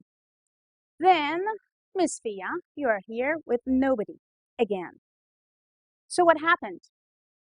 I tell myself, you are deaf and you are blind. Deaf and blind. What a deaf and blind person can do? I can't talk to anybody. I can't see anything, but I have to activate some other power inside of my body again at the age of 14. So I tried to communicate with people, try to talk or communicate with some officers and ask about, like, where am I? I know that I'm in Stockholm, but I don't even know where to go. So basically, I found some hotel and stay there and just like think about like what happened with my uncle. So I found out that he had a car crash almost a couple hours before that he went to come and pick me up. So they take 1 month for me and for him to recover, to come out after coma and come and find me. So in 1 month, I was left over in a country with the minus 30 degrees I mean it. Minus 30 degrees. And I'm not joking. I could feel that I can't breathe sometimes, but I could have a lot of, ice in my nose and my ears and everything. Whatever I felt, you know what? Thea, you do have a power. Trust yourself. Believe in yourself. Build the new chapter. Again, this is your second chapter in another country. So I prayed. I connect to my divine. I sense. And all of a sudden, 3 families, without even knowing who they are, what they are up to, they reach out to me out of nowhere. How? I went out to the Starbucks, but basically there is no Starbucks. It was something, looked like or similar to Starbucks, and saw some lady that's sitting there and crying. I went and said, well, I can't speak. What should I say? Okay, the only things that I can do is a love language. Maybe I should hug her. Maybe I should just say, I'm here. And it was a Swedish girl, of course, blondie. And I'm kind of like a black hair. Well, that maybe she's going to get scared a little bit. But I says, don't worry about it. Just go and get it done. So I did that. And she hugged me so hard. Was like, what's going on? What's happened to you?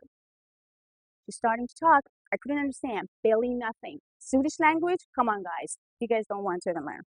It's very difficult and very hard. I said, okay, let's just continue and continue. I felt and see that she lost the baby, or actually the baby was missed in the past of almost 4 years. And she basically went to the family and asked the questions about where can I go? How can I find? Because it was in another state, and they come back to the Stockholm, and then she all of a sudden just break down. I said, I can help you. I feel where the baby is, or somehow I can see the baby. They didn't understand what I'm saying. I was like, oh my gosh, what should I say? It's like translating. I do remember that day. So basically after almost 2 hours, some Persian family, they could actually speak my language, finally Persian, so they could understand exactly what I'm talking, because they've been closest friends to that Swedish family. My career started at the age of 14 in Stockholm. Just 2 months after, I landed in this minus 30 degrees of country. So my point is, whatever I had in my life, I always been thankful and grateful. I never said why I don't. I never said why me.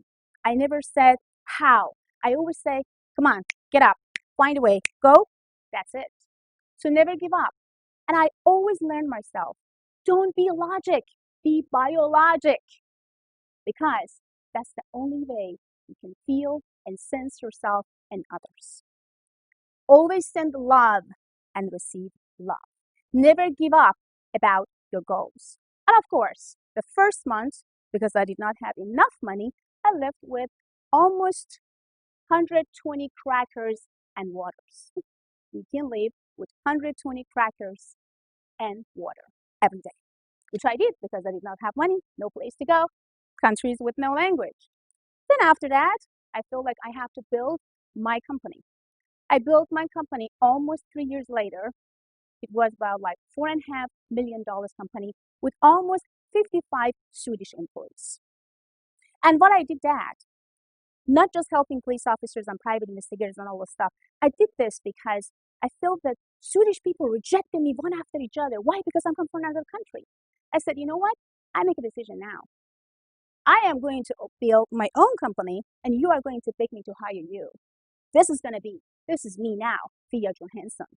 So now I'm not going to be a blondie lady, but I'm going to be the black hair lady with a lot of power and veal. So my veal power make my company became super successful back in Stockholm. Almost 8 years ago, I felt that I have to move to America. I find my love of my life. And when I come, English is much easier than and faster than Swedish. So that was all I had. And now I have over 5.5 deaf and blind